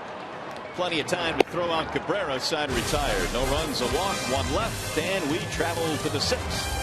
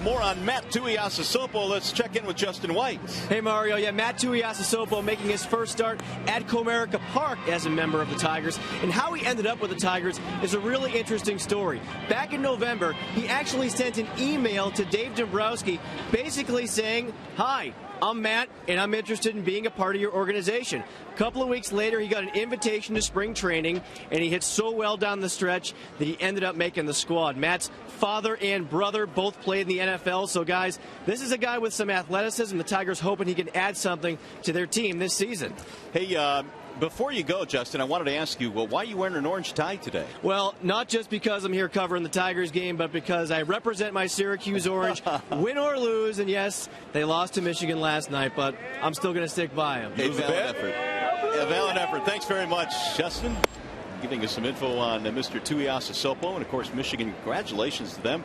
They are playing for a national title tomorrow against Louisville. Good for them. Really good team, really good head coach as well.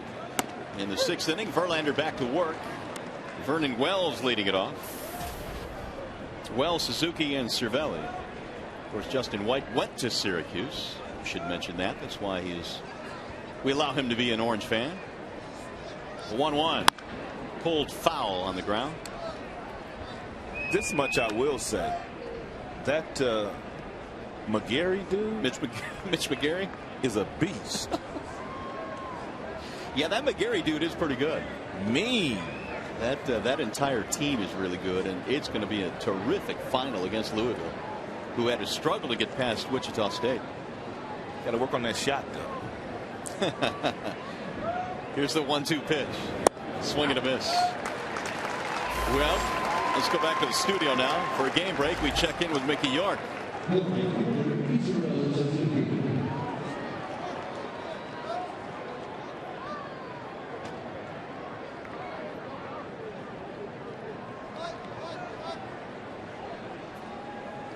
All right, Mick, thanks. Here we've had all the scoring in the second. A 3-run second inning for the Yankees. highlighted by the 2-run homer by Jason Nix. Chris Davis of the Baltimore Orioles is off to a sizzling start. A lot of home runs, and he's driven in quite a few runs already in first 5 games of the year. Yeah, that's an understatement. There's a soft liner back up the middle on one hop. Nice play, but not in time off the glove of the first baseman fielder. Santiago had to go behind the bag to get to that ball. That is textbook Ichiro Suzuki looking for a fastball. He gets out in front, but he still kind of stays back with his hands and just serves it right back up the middle. Very difficult play for Santiago, even though he got it on one hop. It appeared that Suzuki would have been safe. It's like he has a tennis racket in his hand. The way he's just able to put the ball where he wants. It's good analysis of that swing. That is the 6th hit for the Yankees. One of the infield variety. Here is Francisco Cervelli. Verlander must keep an eye on him. Strike one on Cervelli.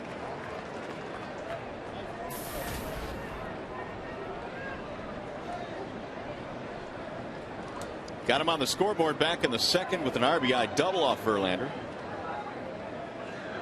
Yankees had Russell Martin as their starting catcher. He went on to Pittsburgh, and Martin brought his 21 home runs from last year with him.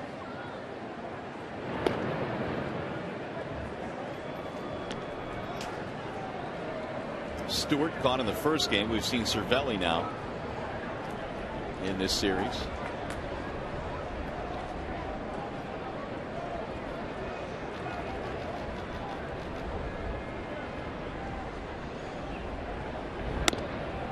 There's a strike call. When Cervelli was coming up in the minor leagues in the Yankees organization, he was considered one of the better defensive catchers in the minors. I remember they used to talk about him a lot when Jorge Posada was getting the bulk of the catching time for the Yankees. They did.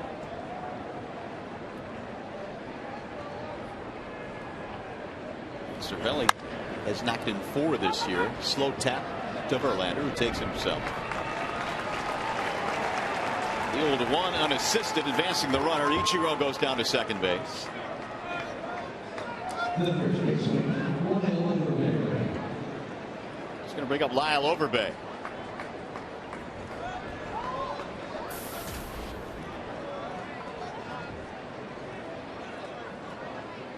An 0 for 2 day today for Overbay.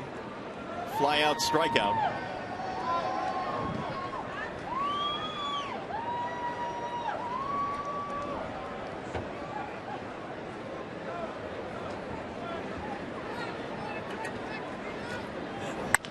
Ground ball to second. Routine for Infante. And the inning is over. No runs, 1 hit, 1 left. Bottom of the 6th coming up.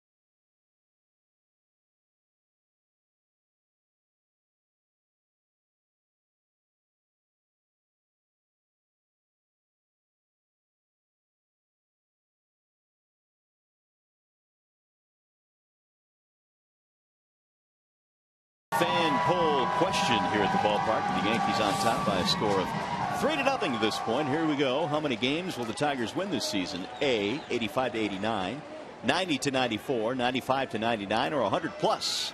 Those are your choices. You can enter your vote by texting ACE followed by a space and the letter answer to 37338. Prince Fielder is leading it off in the 6th inning. Fielder Martinez Tuiasosopo.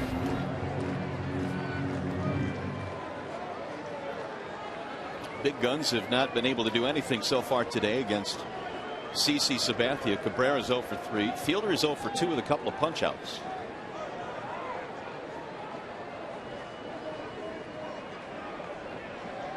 Here's the 0-1. 1 ball, 1 strike. Only 3 Tigers hits this afternoon, all of them singles against Sabathia.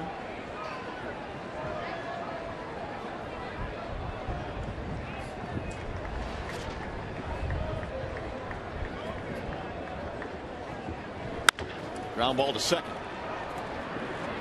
And Cano will throw him out. 1 gone. 0 for 3 for the Prince. We mentioned it was another big crowd here today, Rod, and our numbers are starting to pile up now as today's attendance was better than 39,000. How about that series total?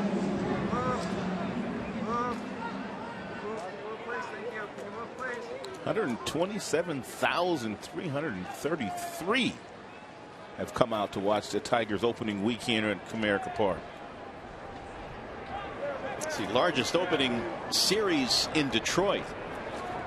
2nd most in team history.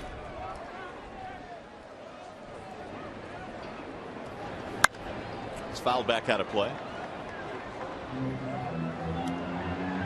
We expect the numbers will be just about at that same level every single night here. The Tigers a hot ticket. Victor is 0 for 2 in this game. Couple of fly balls.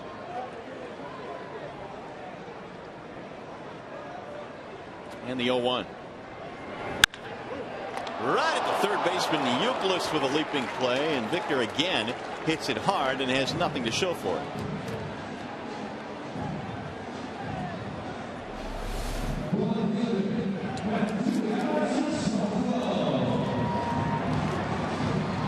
Kevin wasn't quite sure he had it in his glove.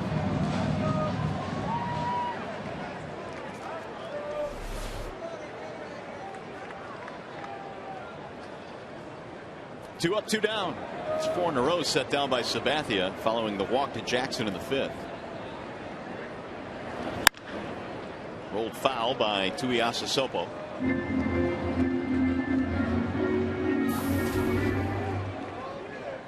On base twice in his first start for the Tigers. Single and a walk. Matt last year played in the Mets organization at AAA Buffalo. Hit 12 homers. Knocked in 57 in the minor leagues. Right back up the middle into center field. Base hit. On base 3 times today. He's got 2 hits and a walk off Sabathia. Simply went with the pitch that time. 92-mile-per-hour fastball outside. He didn't try to do too much with it. Just went right back up the box. His first time up, he got a changeup, and he pulled that ball to left field. Good concentration there by Tuiasosopo. That'll keep the inning going for Brian Pena. 4 Tigers hits now, all singles against CC.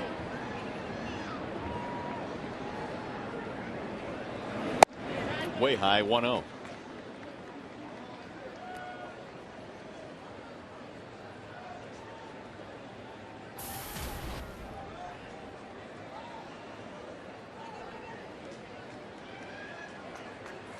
Pena 1 for 2.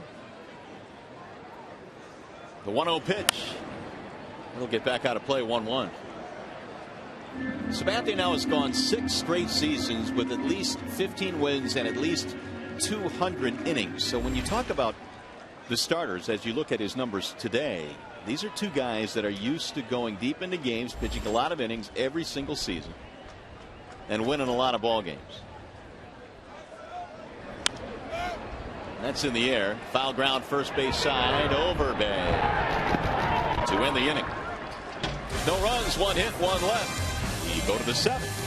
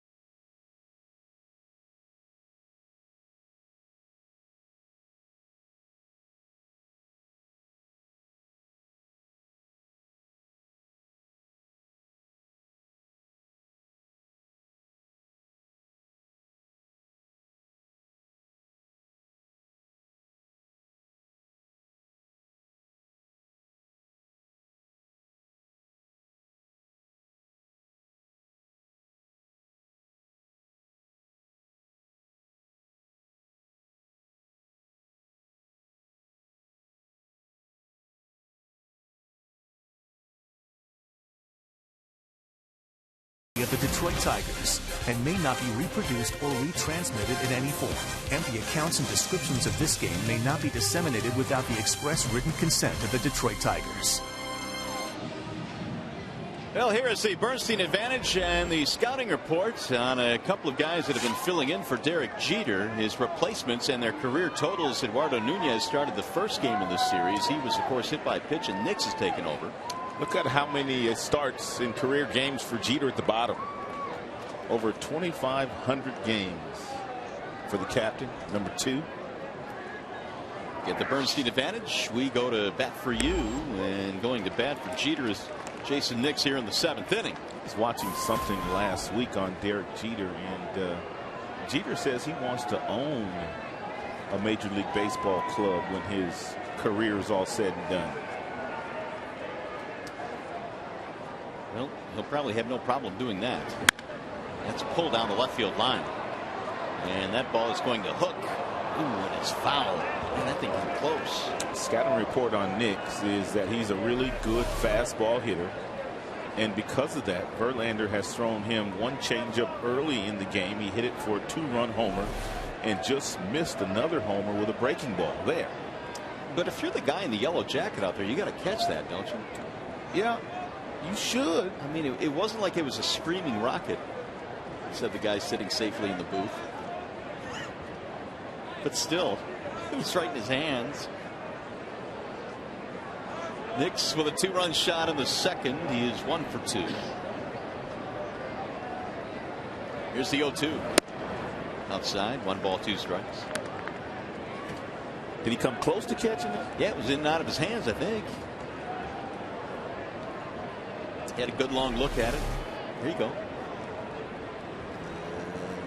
You got to catch that. I think his buddy interfered with it. Oh, yeah, that's a good point. You know what I mean? A little interference there. Whatever. He's hit the center field. He gave him another breaking ball, another off-speed pitches, and apparently Nix went down to the bottom of the zone and got that one with 2 strikes. So the number 9 hitter 2 out of 3 in this game. Yanks now have 7 hits.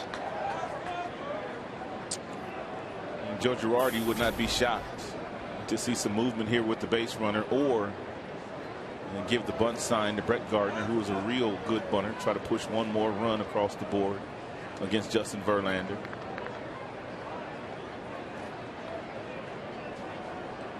Gardner is 0 for 3. Nix draws a throw.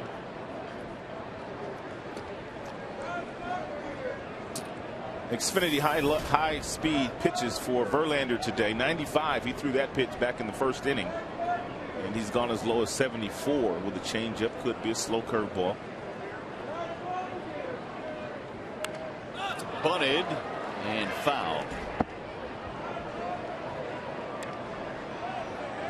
We talk about when you're up there bunting how you have to be patient and take your time.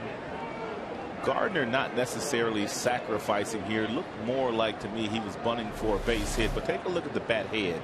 Once that bat head drops like it does right there, you usually pop it up, and it's usually a bad bunt. Right there.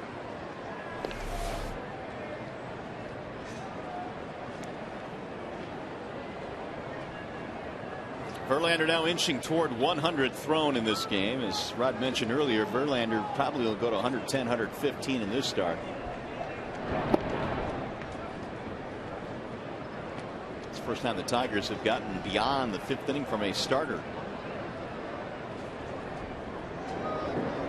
There is action in the Detroit bullpen. It's Octavio Dotel and Phil Koch.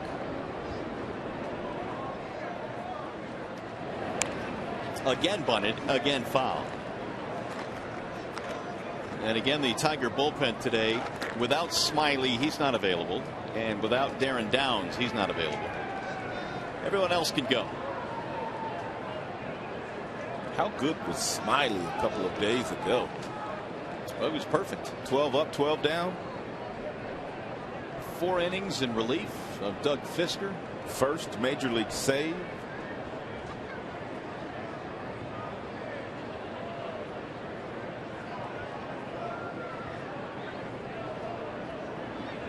Verlander about ready to throw his 100th pitch of the game.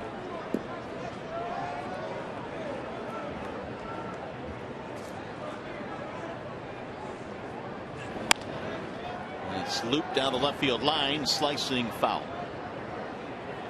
If you missed Smiley's effort on Friday, here you go. He had a good fastball that he was spotting at the knees at about 92 miles an hour. He kept the ball out of the middle of the plate. Threw very few off-speed pitches, and did not look good opening day in Minnesota, but boy, did he make up for it Friday. Throwing darts. 0-2 on Gardner after a leadoff single here by Nix.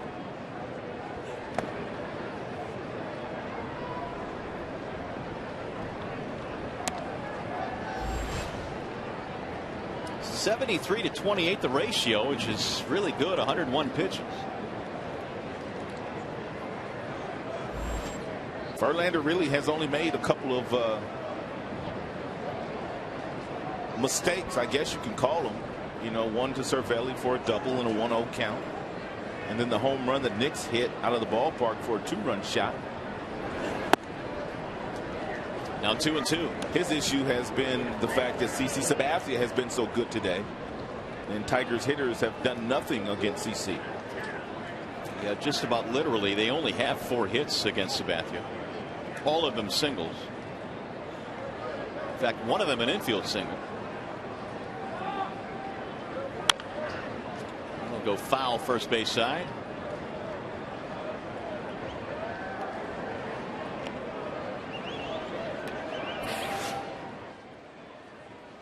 Verlander has 4 strikeouts on the day, and whether it be with a fastball, whether it be with the changeup, whether it be with a curveball.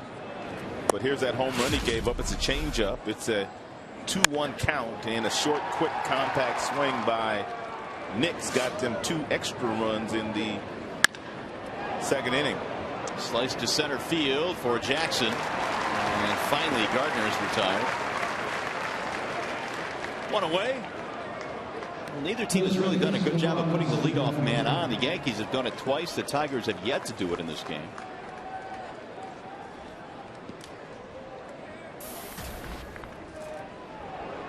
Now Robinson Cano, who hit the ball hard his last time, had a base hit, 1 for 3. You going to do your Operation DVD once again this year? Operation Opening Day DVD is on schedule. We are indeed. Thank you for mentioning that. How do you pull that off? They have not lost since you started that. It's like 5 years in a row, I think. Right. We've done it 5 straight years. The Tigers have won on opening day 5 straight years. So we'll continue to do it. What we do is we put together a DVD of opening day and send it out to our troops, Tiger fans around the world that would like a copy. And we have plans on expanding that program as well, maybe getting some veterans out to the ballpark to catch some Tigers baseball. Verlander does a lot for our veterans as well. So he does. He donates a suite to the veterans every single game. The difference is JV's pocketbook is a tad deeper than mine. I'm beginning to wonder now. I'm beginning to wonder. Here's the 2-0. Popped him up. Back toward the seats. And Pena runs out of room. Well, regardless of the pocketbook, it's an outstanding gesture. Well, thank you. That you've started. And the Tigers are cooperating with a victory on opening day, which helps. 2 balls and 1 strike. And Robinson Cano. Leadoff single by Jason Nix. He's still at first base.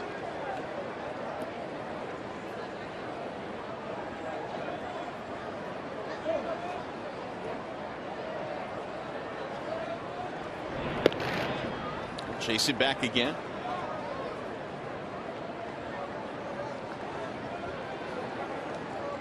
Robinson Cano sitting in a 2-1 count. Verlander already 107 pitches into the game. Does he dare throw him a fastball? Little chopper hit slowly towards second. Santiago, or Infante rather, to Santiago, and a double play. Doing the change up and down the roll over. Outstanding pitch by Justin Verlander. That'll work. It's a 4-6-3.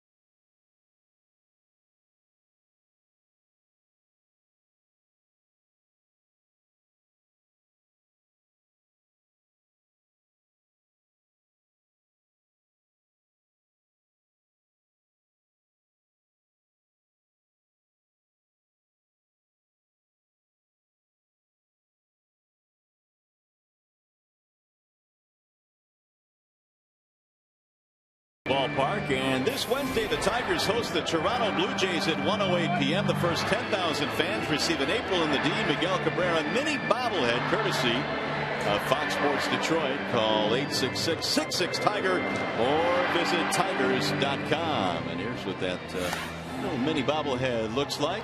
In fact, the real Mickey is holding the mini. So that's a great giveaway. Cabrera not so sure. Well, glad to have you with us here this afternoon on what has been a pitching-dominated afternoon, mostly by CC Sabathia. He has scattered 4 hits, routed all of them singles for Detroit. CC's been awfully good today. Tigers were hot first couple of games of this series, and of course we talked about CC not so good on opening day against the Boston Red Sox. 100 pitches that day, just 5 innings pitched. He had a few strikeouts, but he walked 4. But today, able to spot that fastball, real good breaking balls today against a good Tigers lineup. When he got on JV today, he gave up the 3 runs in the 1 inning to the bottom of the lineup, surprising. Well, he wishes he probably could get a couple of pitches back, and the one pitch he wished to get back is the changeup that he threw to Jason Nix. He left that ball up in the zone, and Nix does have some full power. He hit it out for a 2-run shot. Awfully difficult to sweep a team. The Tigers still have some at-bats to try and get that done. They have not swept the Yankees in the regular season since 2008, so it's been a while. They've won the first 2 games in the series, but the Yankees lead this one here, and we'll see if the Detroit Bats can get going now as we head to the bottom of the 7th. Kids opening day in the ballpark today. A lot of kids at the yard enjoying Tigers baseball with their Tiger gear on. And for Detroit here in the 7th will be Infante, Santiago, and Jackson. Getting later into the afternoon, so we got to bundle up the youngsters. Sabathia getting ready to go back to work. He's got the number 8 hitter, Omar Infante, who is 0 for 2.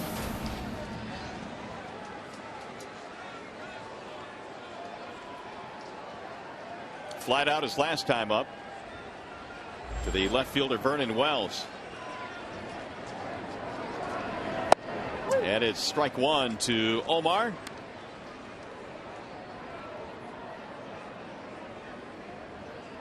Infante came in hitting safely in his previous 4 consecutive games. Here's the 0-1 pitch. Off the end of the bat, make it 0-2 on Infante. So Sabathia will get to the 100 plateau here in the 7th inning. I mentioned he threw over 100 in his first start. He's been awfully good today.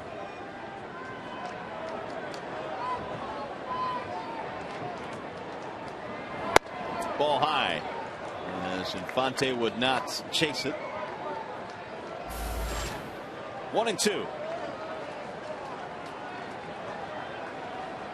Off day tomorrow for the ball club, and then Blue Jays come to town.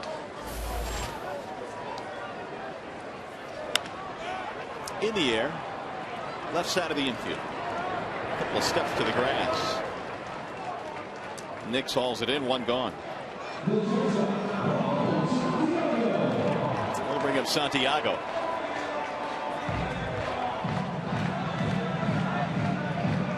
Tigers had such a big day offensively yesterday, and kind of strange to see them slowed down this afternoon, but you can credit Sabathia for that.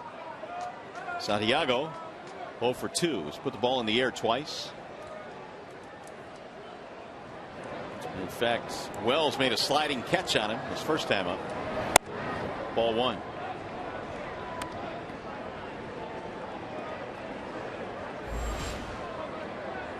There's the ratio on Sabathia.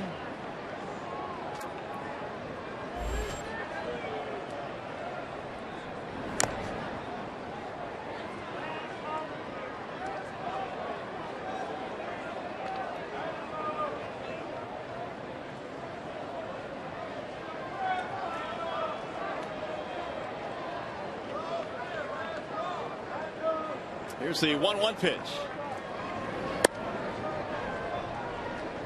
2 balls, 1 strike on Santiago.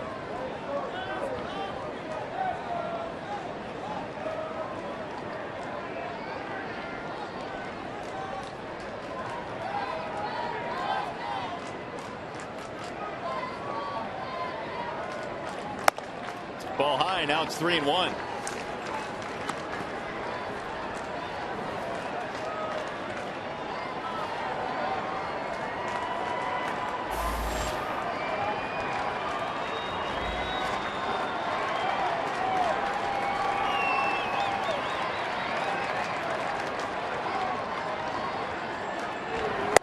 And a strike call, 3-2. Had a shot there of their manager Joe Girardi talking to the pitching coach Larry Rothschild. Larry Rothschild on the right there. discussing how long they're going to allow CC to go today.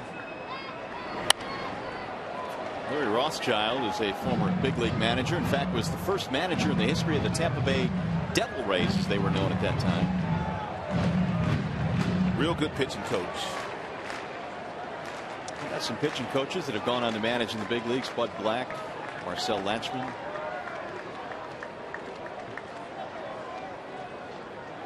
And again, the 3-2. Pulled foul. As a matter of fact, Larry Rothschild was Jim Leland's first choice to be the pitching coach here with him when he took over in 06. At that time, Larry was Chicago Cubs. In his playing days, he played briefly here in Detroit back in the early 80s. Larry was a good pitcher. He had good fastball. No, Santiago continues to battle CC Sabathia here in the 7th.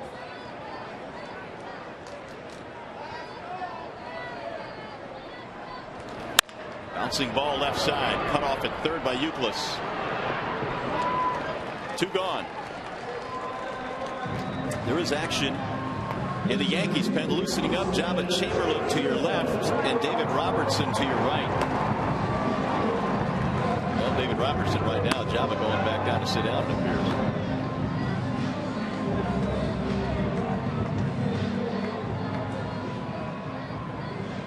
Cervelli out to the mound now with a 2-out talk as Austin Jackson steps in. AJ's been on base 2 more times in this one, 2 walks.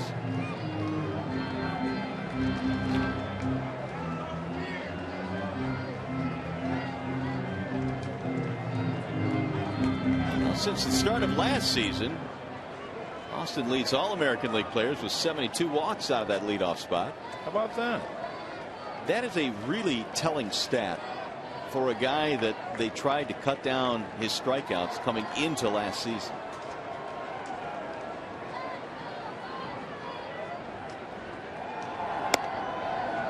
Kind of gives you an idea, too, of just how much the game has changed.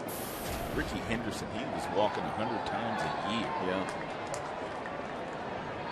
One of the best leadoff hitters of all time, if not the best leadoff hitter of all time. I would say you would be hard pressed to find someone that had a better body of work than Ricky Henderson as a leadoff hitter. He was fun to watch. 2-0 on Jackson.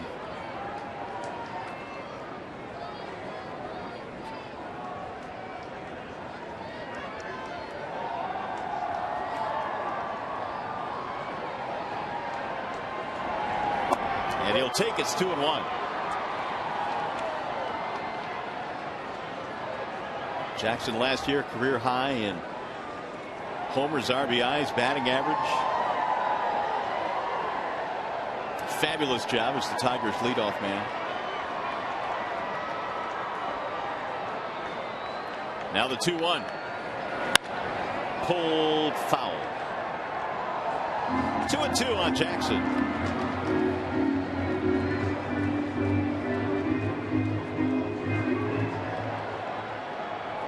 And a souvenir on kids' opening day here at the ballpark. Jackson, as you know, was an outstanding college basketball player, or high school basketball player. Was recruited to play basketball in college, eventually signed to play baseball.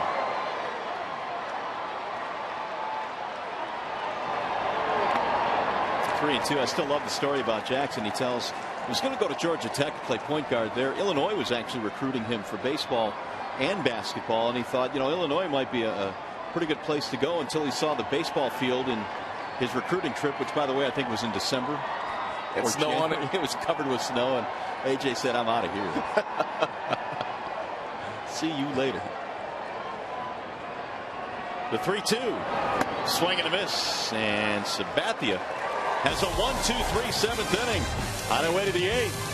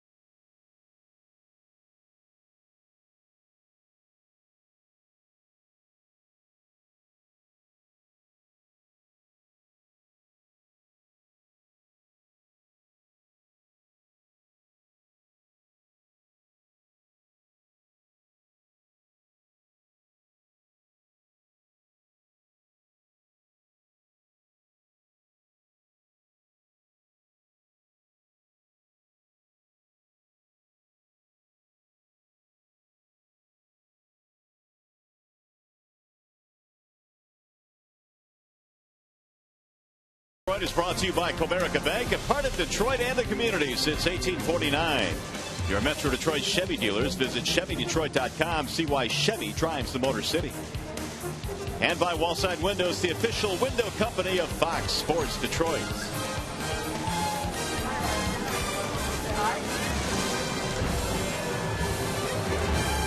Three to nothing. Yankees have the lead as we go to the top of the 8th at the ballpark. On a nice day for baseball here in the Motor City, wrapping up this 3-game series. And again, a huge crowd here this afternoon. 39,829. A lot of folks in standing room. 3 runs, 7 hits for the Yanks. Verlander back to the hill, and he throws a strike to Kevin Youkilis. No runs, 4 hits for Detroit. 108 pitches for Verlander through 7 innings.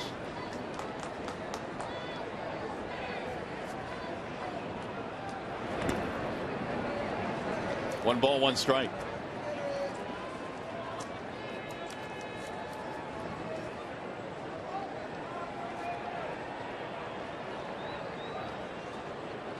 Verlander got a double play in the 7th inning, which helped out the cause. And perhaps gave him a shot to get back out here in the 8th. Bouncing ball left side. Cabrera has it at 3rd. 1 gone. Youkilis now 2 out of 3. Or 1 out of 3 with a walk. That'll bring out Travis Hafner. It's also going to bring the skipper out.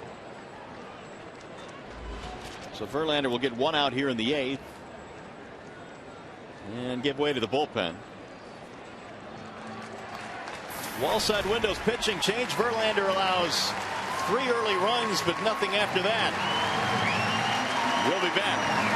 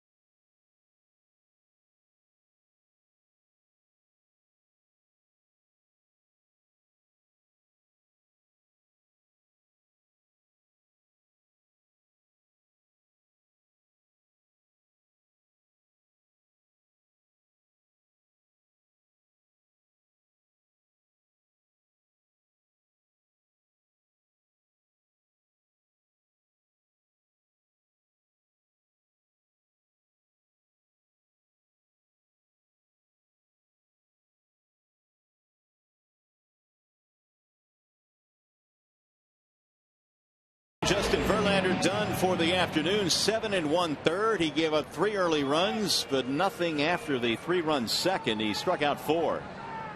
And he will depart now and turn the baseball over to Phil Koch. And Phil Koch pitching in his 3rd game. Has 1 save, and he also blew 1 save. That was in Minnesota. He will face Travis Hafner here with the bases empty and 1 out.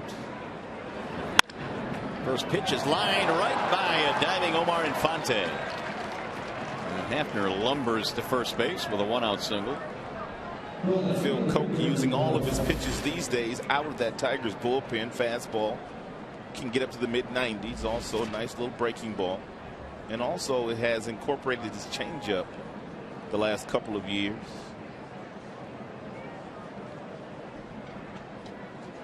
Here's Vernon Wells. 1 for 4 against Koch with a home run.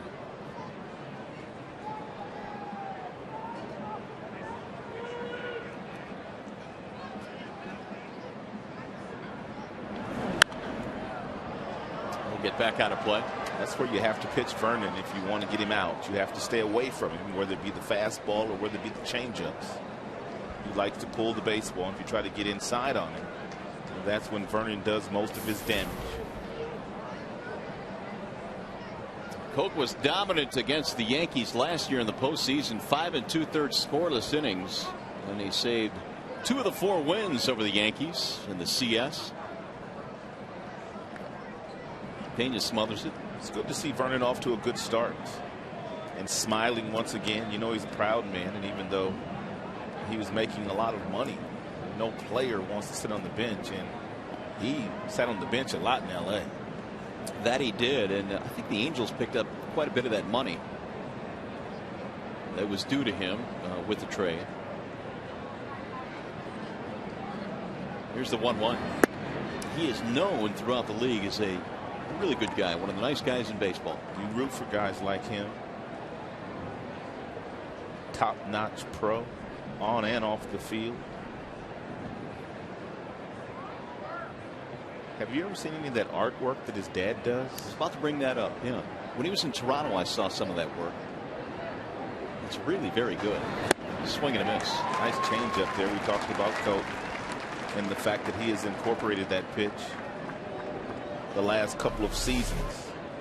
This is a good one. You can't throw a better change up than this one. Located beautifully.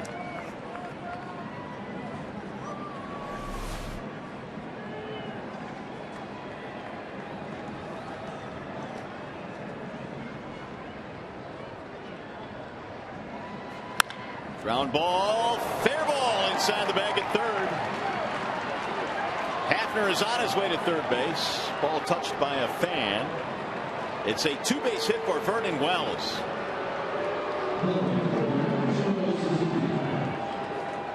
And we gave you the scouting report on Vernon Wells, the fact that he loves to pull the baseball. You can see the target there is outside. And Pena had his target outside. Phil Koch missed with the location. That ball was down and in, and he's able to hit it right past Miguel Cabrera.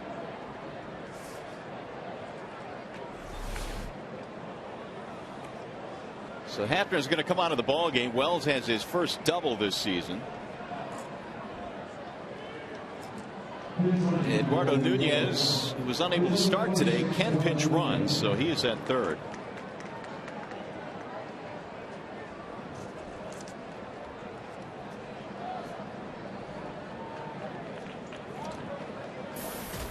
Infield coming in for Detroit, facing Ichiro. Second and third, 1 out already. 3-0 Yanks. Ball 1.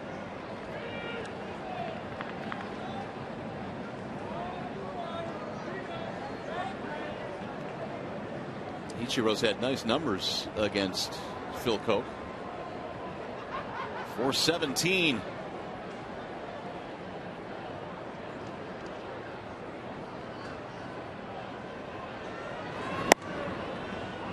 Two-0. Octavio Dotel still heating in the Detroit bullpen. He was warming up earlier along with Koch.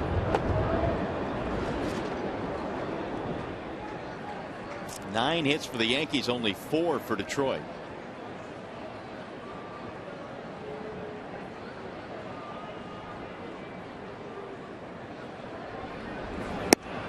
There's the strike call. 2-1. Ichiro today with an infield hit, reaching on a fielder's choice and scoring a run.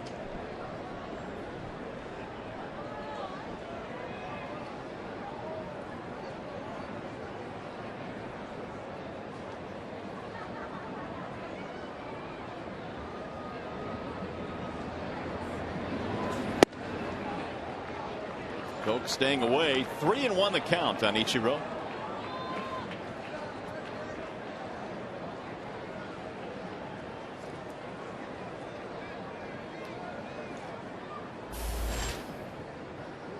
Cervelli waiting his turn on deck.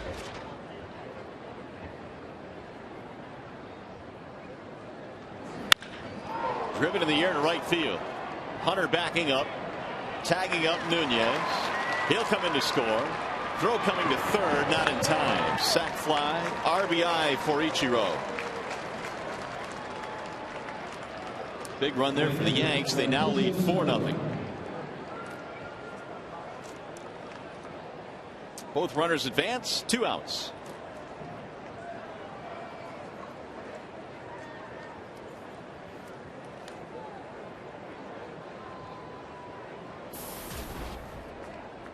Here is Cervelli. Got him on the board back in the second with the RBI double against Verlander. That made it 1-0. Later in that inning, a 2-run homer by Jason Nix.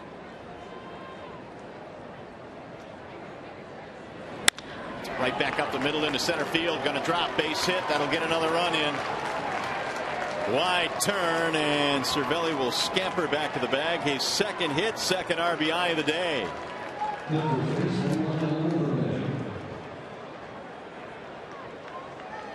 And it's 5-0 Yankees.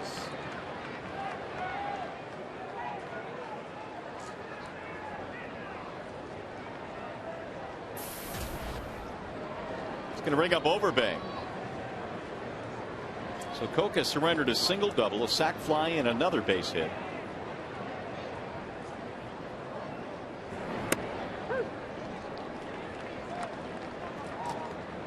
Oh, 0-1 on Overbay. 0 for 3 today. And in his career against Koch, 2 for 6 against him.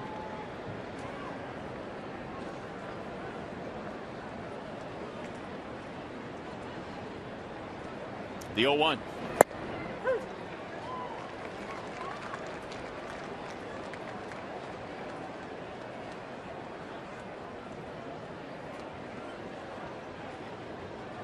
Cervelli and Nix, the 7 and 9 hitters, have done some damage today. 4 for 7. They've had nice games. 4 RBIs between them.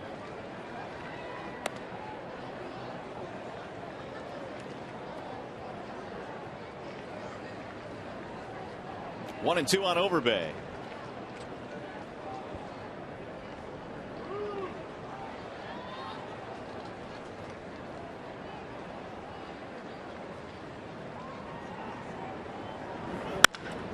Hit hard to center field. Jackson on the move, and that is that for the Yankees. They had a couple of runs, but for the Tigers in the bottom of the 8th, it'll be 2, 3, and 4 coming up.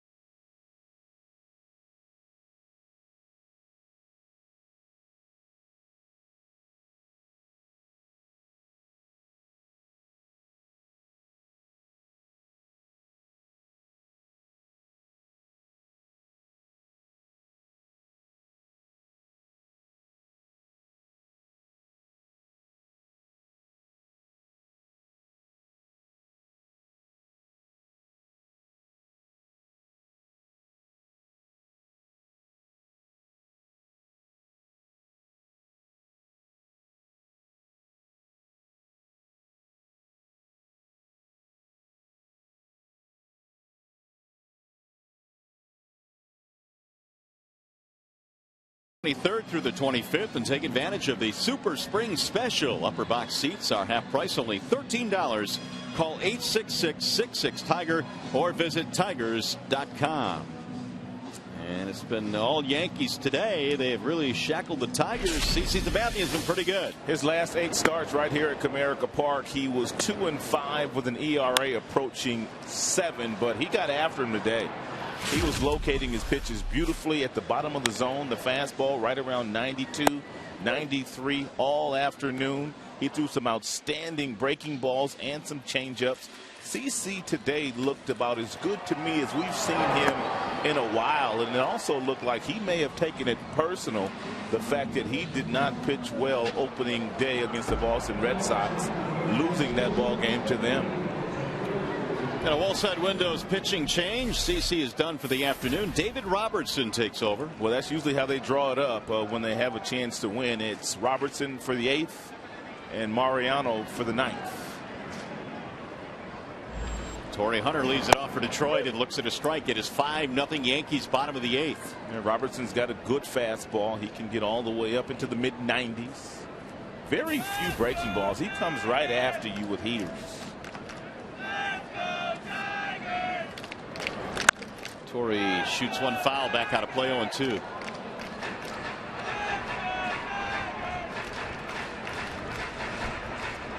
Torrey 0 for 6 career against David Robertson.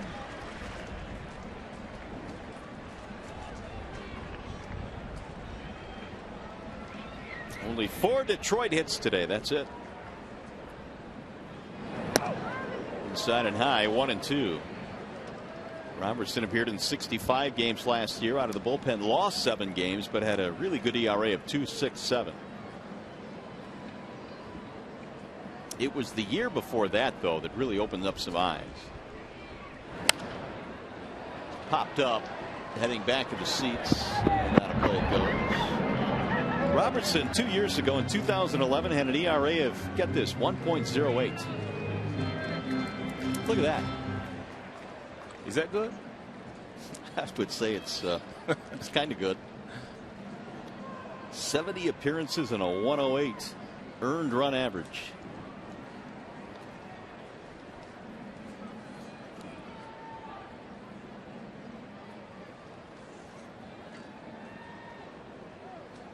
Now Hunter steps out. Hunter Cabrera, fielder for the Tigers here in the 8th.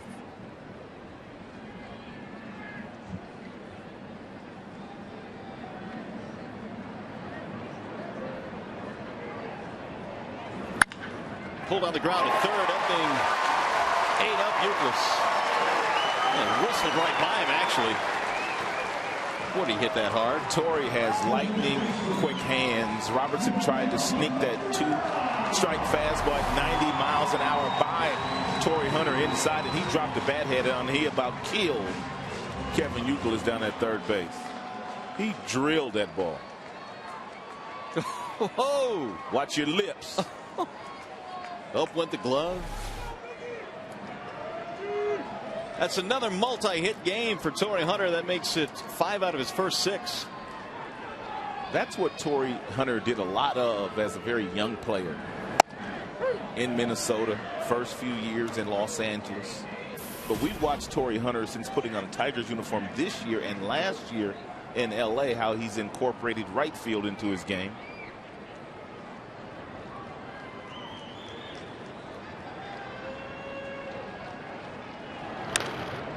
That is, by the way, the first Tiger leadoff man that has reached base in this game. One of the keys to Sabathia's success this afternoon, keeping that leadoff man off the bases. Putting a 5 spot on the board, no problem for this Tigers offense.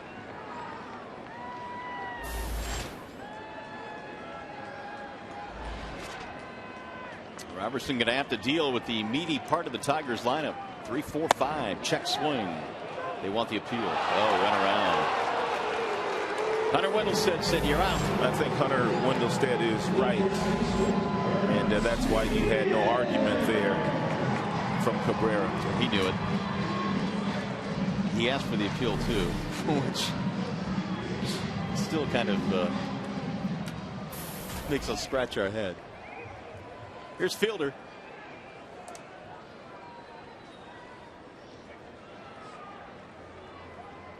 Oh for 3 for Prince. Sabathia struck him out twice and then got him to ground out to second base. Sabathia dealt. Any big league pitcher that can put up zeros for 7 innings against this offense, you're dealing.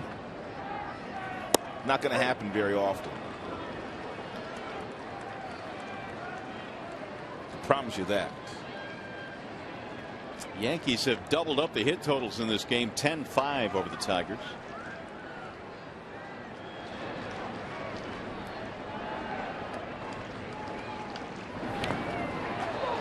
Just got a piece of it. Martinez will be next.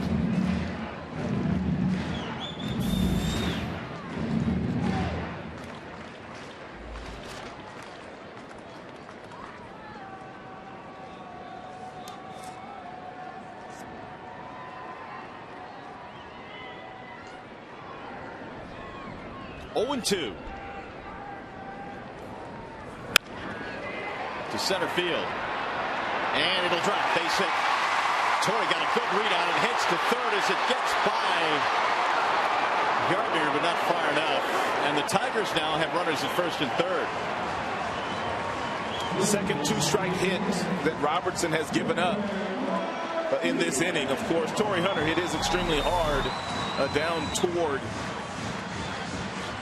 third base, and Prince, he kind of gets down on the label a little bit, but he's so strong he's able to muscle that ball in front of Gardner in center field, who played very, very deep.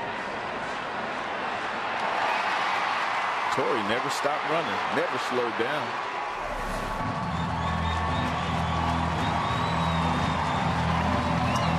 So the Tigers have something going here. It's the first time all game they've gotten a runner past second. They're doing it against one of the top setup men in the league. Now Victor Martinez.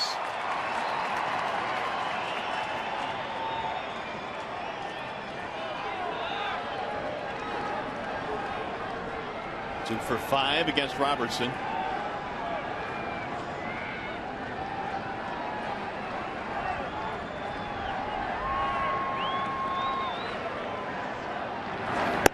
Ball high.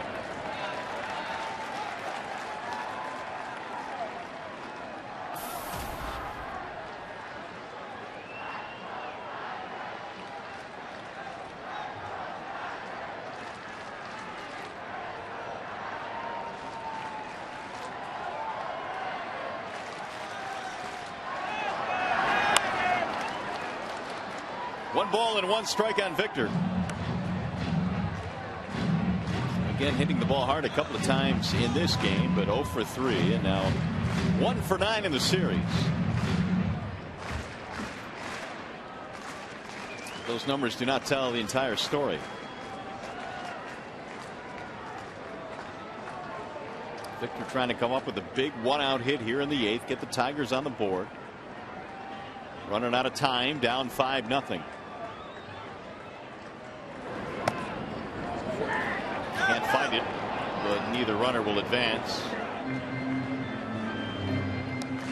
Hunter started the inning with a single, and then Fielder with a 1-out hit.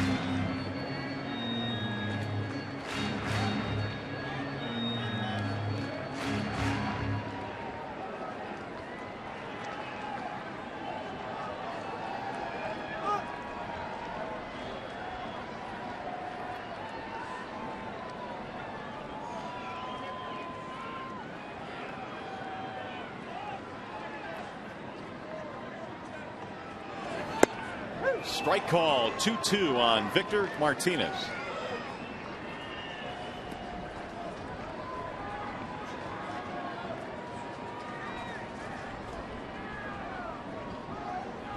Tuiasosopo waiting on deck, but Jim Leland has Andy Dirks on his bench. He also has Alex Avila on the bench. And the 2-2 in the air, center field. Gardner coming in. He'll make the catch. Runners will tag but hold. Not deep enough. So 2 outs.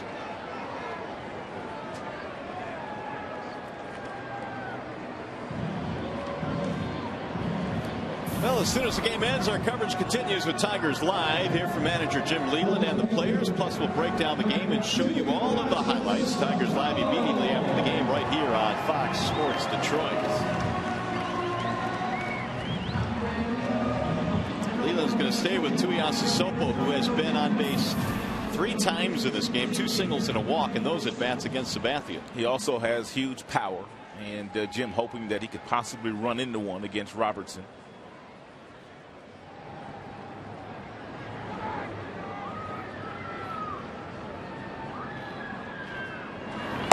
And he looks at strike 1. Fastball from Robertson.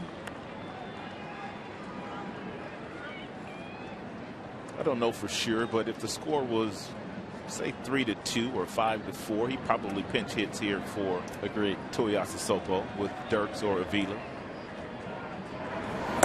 There's a strike. The Yankees only have 1 left-hander in their bullpen, and that is Boone Logan. He's pitched in the first 2 games of the series, so Jim knew that he would not come into this game.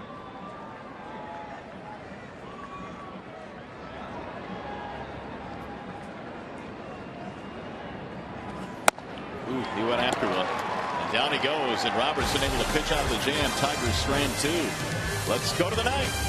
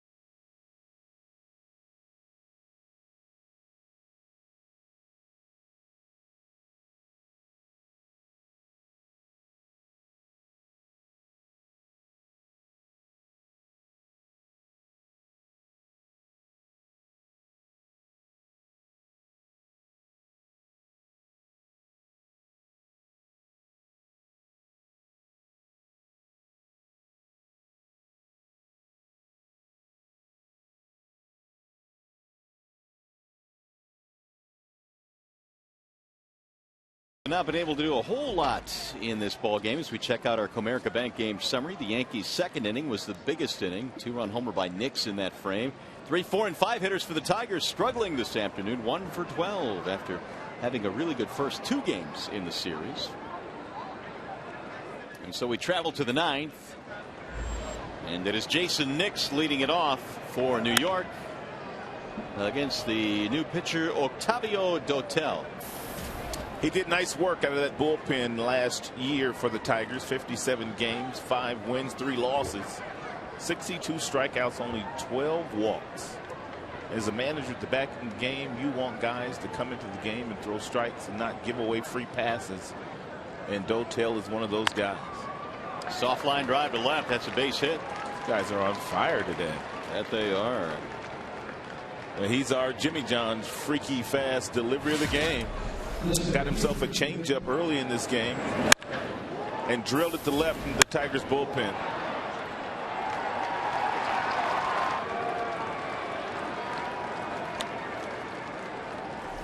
It's about that time where Jimmy John's would sound pretty good. For sure. Here is Brett Gardner. That's 11 hits now for the Yankees. 3 of them from their number 9 hitter. Ball 1. Gardner is hitless. Average now at 125.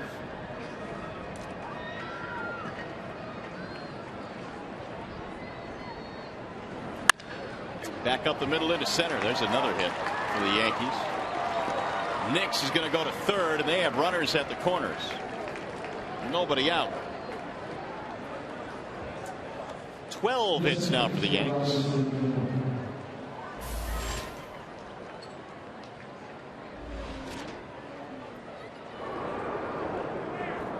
Perhaps the greatest of all time in the closer's role, Mariano Rivera, in his final season in the major leagues, warming up.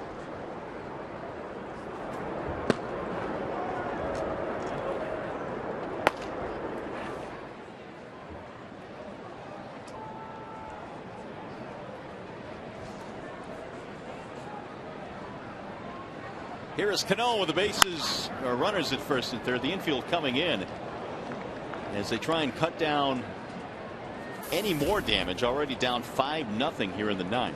And Robinson Cano and Octavio Dotel were teammates on that Dominican team, World Baseball Classic.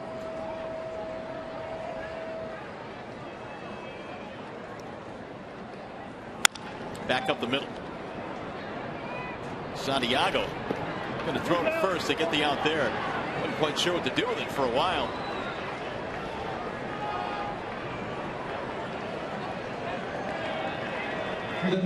One of those in-between plays. The infield's playing in, and so Omar's not there to take the feed at second base. Santiago looking out the corner of the right eye, making sure that Nick stayed put at third base, and then somehow getting the out at first base of Cano before he got there. I initially thought he had a chance to throw to second to start a double play, but you're right. Infante wasn't there. The infield drawn in, just didn't have enough time to get to the bag. So that's going to bring up Euclid with runners at second and third. Infield still in. In for a strike, 0-1.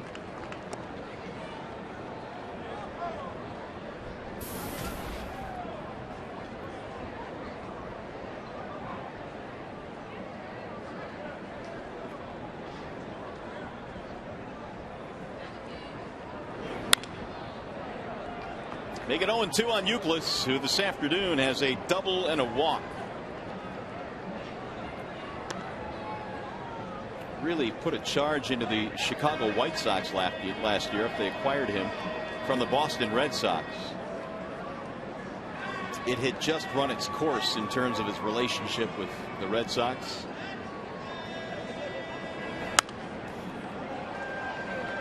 But he almost single-handedly got the White Sox to the playoffs last year. He sure did. They were having a difficult time finding someone to play third base and produce offensively. And Euclid was able to do that.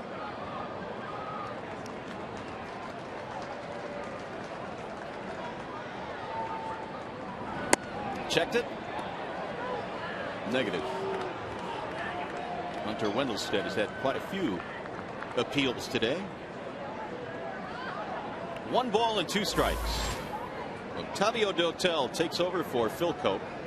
Verlander went 7 1/3 this afternoon. Gave up 3 runs.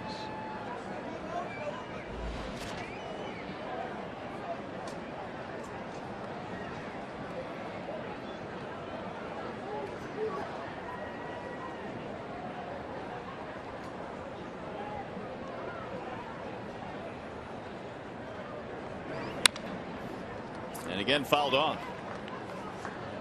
Tigers will have the bottom of their lineup 7, 8, 9 to up in the bottom of the 9th inning. So we'll need some table setters for them to have a chance.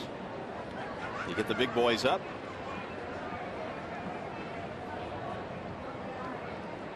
But the mission right now for Dotel is to make sure this stays 5-0.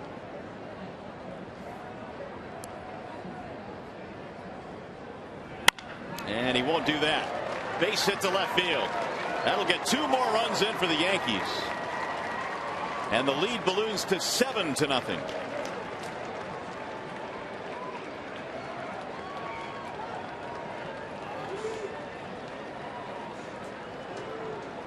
Two runs in the 8th, 2 runs in the 9th. And Brennan Bosch will pick up a bat now and pinch hit.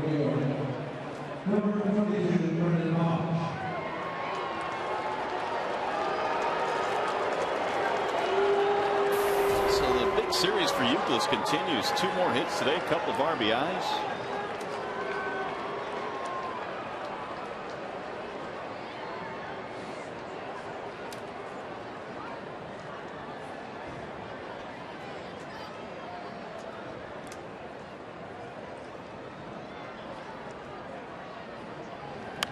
And he fouls it away 0-1. Opportunity for Bosch to play with the Yankees after he was released by Detroit midway through spring camp. The Yankees signed him the very next day with the injuries they have had. Bosch has hit the ball hard in this series. He's even made a terrific play out in right field. Outside, 1 ball, 1 strike. Are you surprised that Brennan just could never really get it together and recapture what he had done early in his rookie season? Yeah, I am kind of surprised because he's got a lot of physical skills. He's big and strong and physical. A lot of power, strong arm, decent speed for a big guy. But once the confidence leaves, it's tough to get it back. And clearly in spring training, Brennan didn't have a lot of confidence, at least after the injury. He just wasn't playing as well as we've seen him play in the past, but he got a fresh start playing for the Yankees now. And I talked to him yesterday. He's having a good time. We'll get back out of play. 2 balls, 2 strikes on Bosch.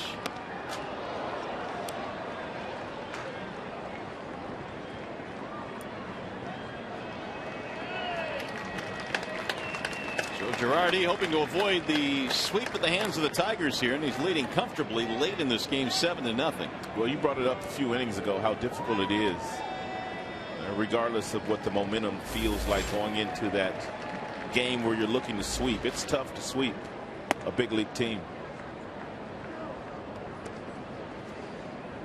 Tigers had not done it against the Yankees since April of 2008, and unless they have a huge comeback here in the bottom of the 9th, looks like that number will stay intact. Toronto Blue Jays shut out by the Boston Red Sox today, 13-0. That offense. To the right side of the infield. 2 gone. Well, sometimes you just have to throw the numbers out the window. Sabathia's last 8 starts right here at Comerica Park, not very good. Prince sizzling hot coming into the series and into today, but CC Sabathia just made some outstanding pitches against Prince Fielder today, and Prince just didn't get it done against his former teammate in Milwaukee. That's our Bell Tire pitch by pitch. Can't do it every day. It just doesn't happen. No. Here is Vernon Wells. I'm sure after this game is over, Jim Leland and several of the Tigers in that dugout will be giving CC Sabathia a little bit of credit. Well, he definitely got it done today, and he looked outstanding after a bit of a rocky first start for the Yankees. Since the beginning of the 2006 season, and no pitcher has won more games than Verlander. CC Sabathia second on that list.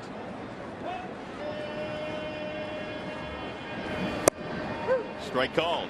And if you go back to 2001, CC's rookie year, 191 victories, more than anybody in baseball.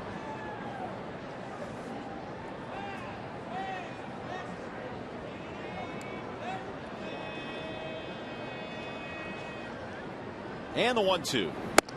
Ball high, 2 balls, 2 strikes. Dotel now has thrown 22 pitches in this 9th inning after taking over for Phil Coke.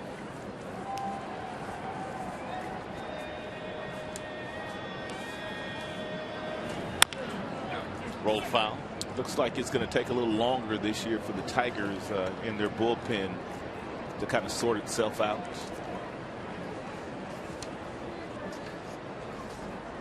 Well, they had some rough patches in Minnesota.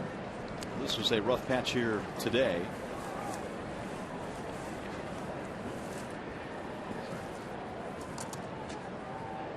Now Dotel with the 2-2, and it's off the plate 3-2.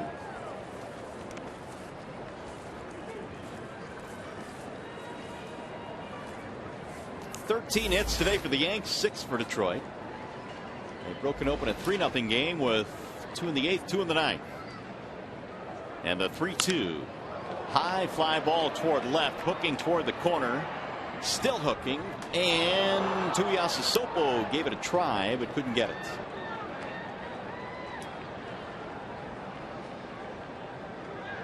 He's had to run up on that wall a couple of times in this game today.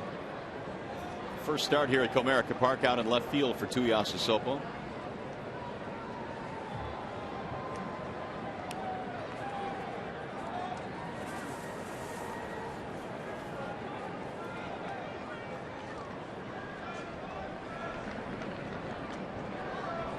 And he walked it. 2 on base on balls. It'll put 2 aboard.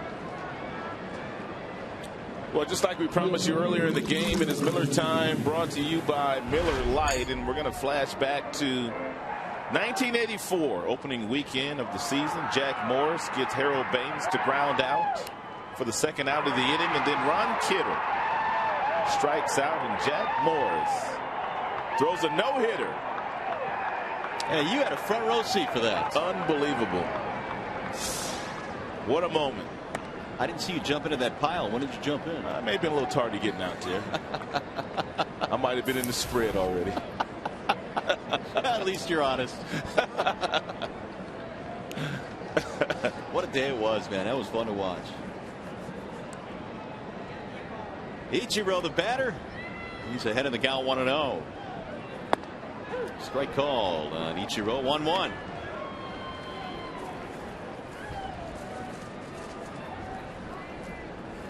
RBI and a sac fly in his last at bat. Trying to pick up 2 Yankees here with 2 outs. 2 runs already in against Dotel. Ichiro backs away, and it's a strike, 1-2. And Dotel now about to throw his 30th pitch of this inning.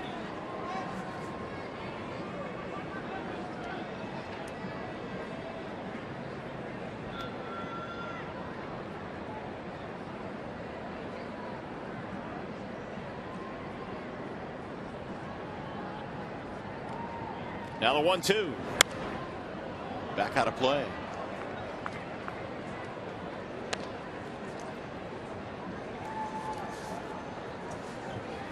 More action in the Detroit bullpen. Brian Villarreal.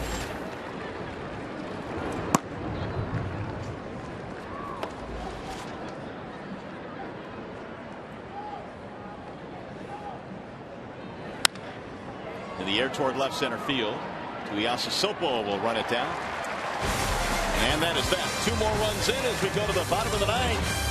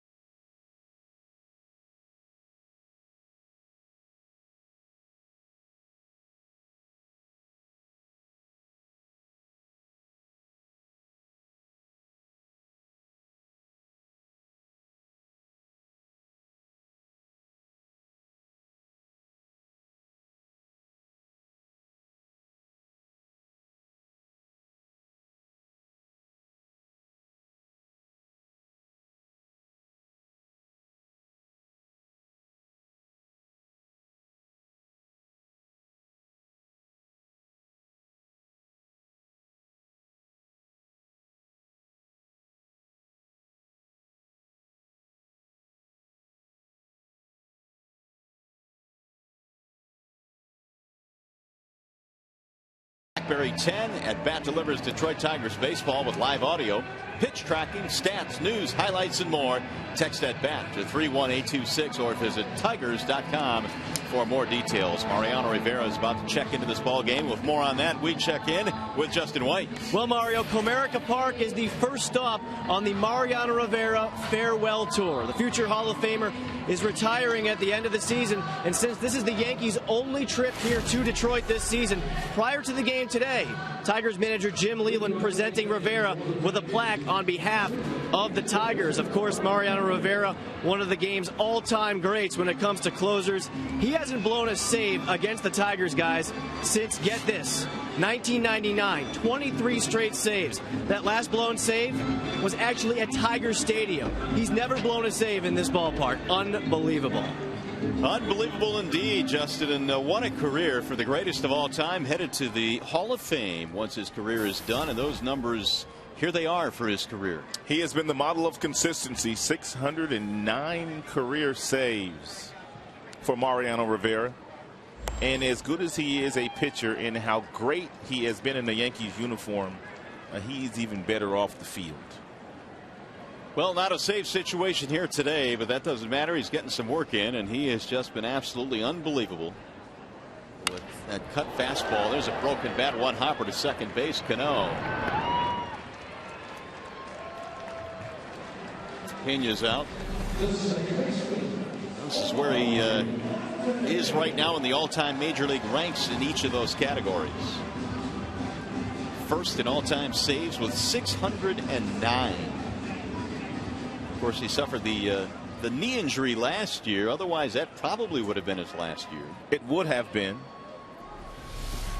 He didn't want to go out like that, and you really can't blame him. Here's Omar Infante. He's gotten it done for the most part with one pitch, a cut fastball. He doesn't throw it nearly as hard as he used to when he was a lot younger. It was 95, 96. It's right around 89 to 91 these days, but it still has good movement.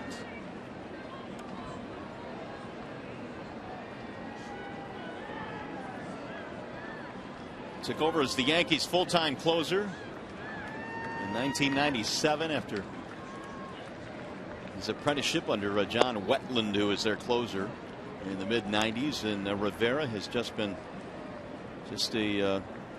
a mark of consistency year in and year out. He has saved as many as 53 in a single season. It's in the air to shallow right field, and it's going to drop. Base hit off the end of the bat of Infante. Mariano has had a lot of teammates over the years that he has tried to teach that cut fastball to, but none could master it the way that he mastered it. Here are the all-time save leaders. Trevor Hoffman, the only other pitcher in Major League history to record as many as 600, along with Rivera.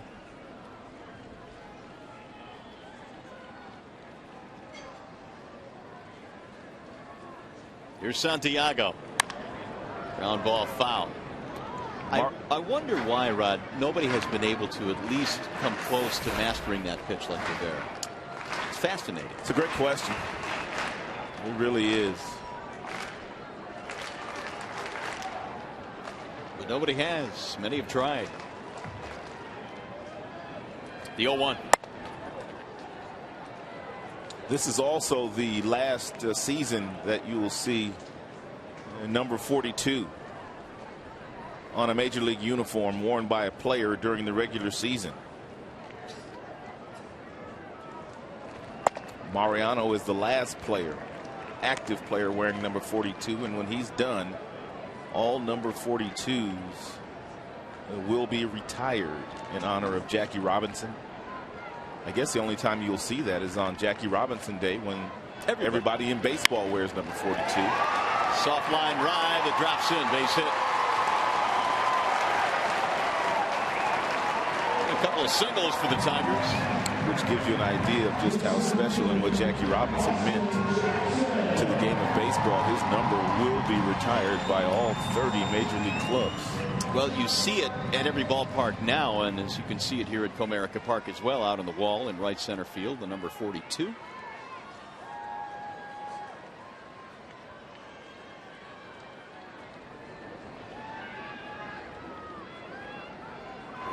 Jackson looks at a ball. Do you think that guy knew that since Rivera was coming in, we'd talk about that number 42, so he went out there and stood right in front of it? He may have. He got some major airtime. Got some TV time. He knew it. Foul down the right field line.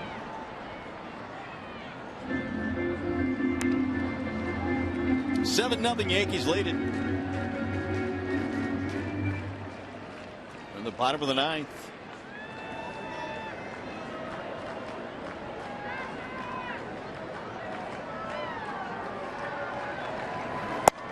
Strike called.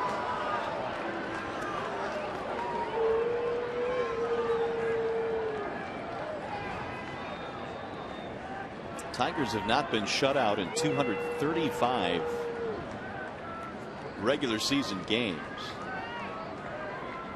They'll need a base hit here to get on the board. 2-2 now on Austin Jackson. He's been on base 2 more times today, couple of walks.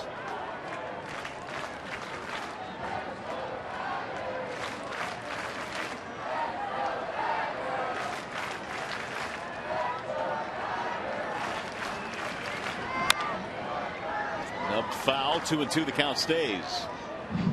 Torrey Hunter will be next. Ball club has an off day tomorrow, and then the Blue Jays come to town, the revamped Toronto Blue Jays.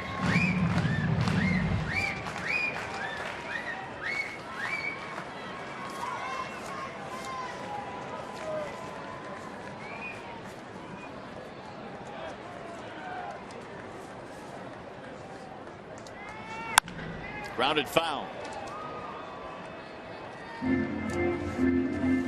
Yankees 2 outs away from getting their second win of the season. If the Tigers fail to come back in this game, they'll drop to 3-3 on the new year.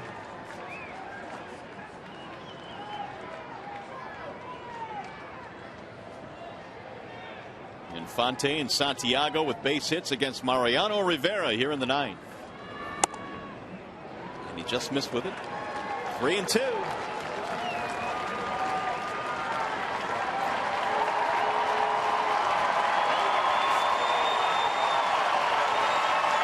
Hunter will be next.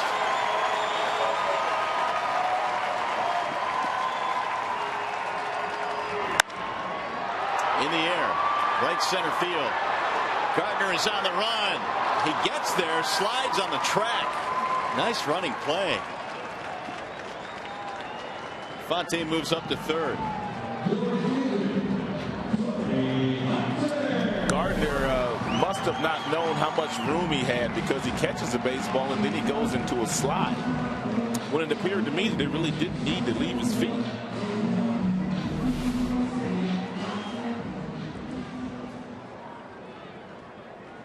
So with 2 outs, here's Torrey Hunter.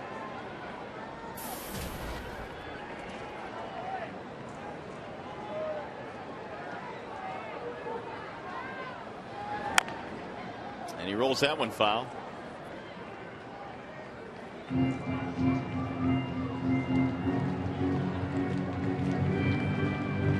Rivera's thrown 19 pitches here in the ninth inning, taking over for Robertson.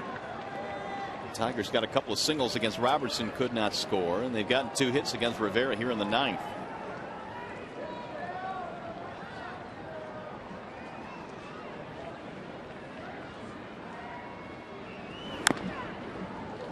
Now it's 0-2.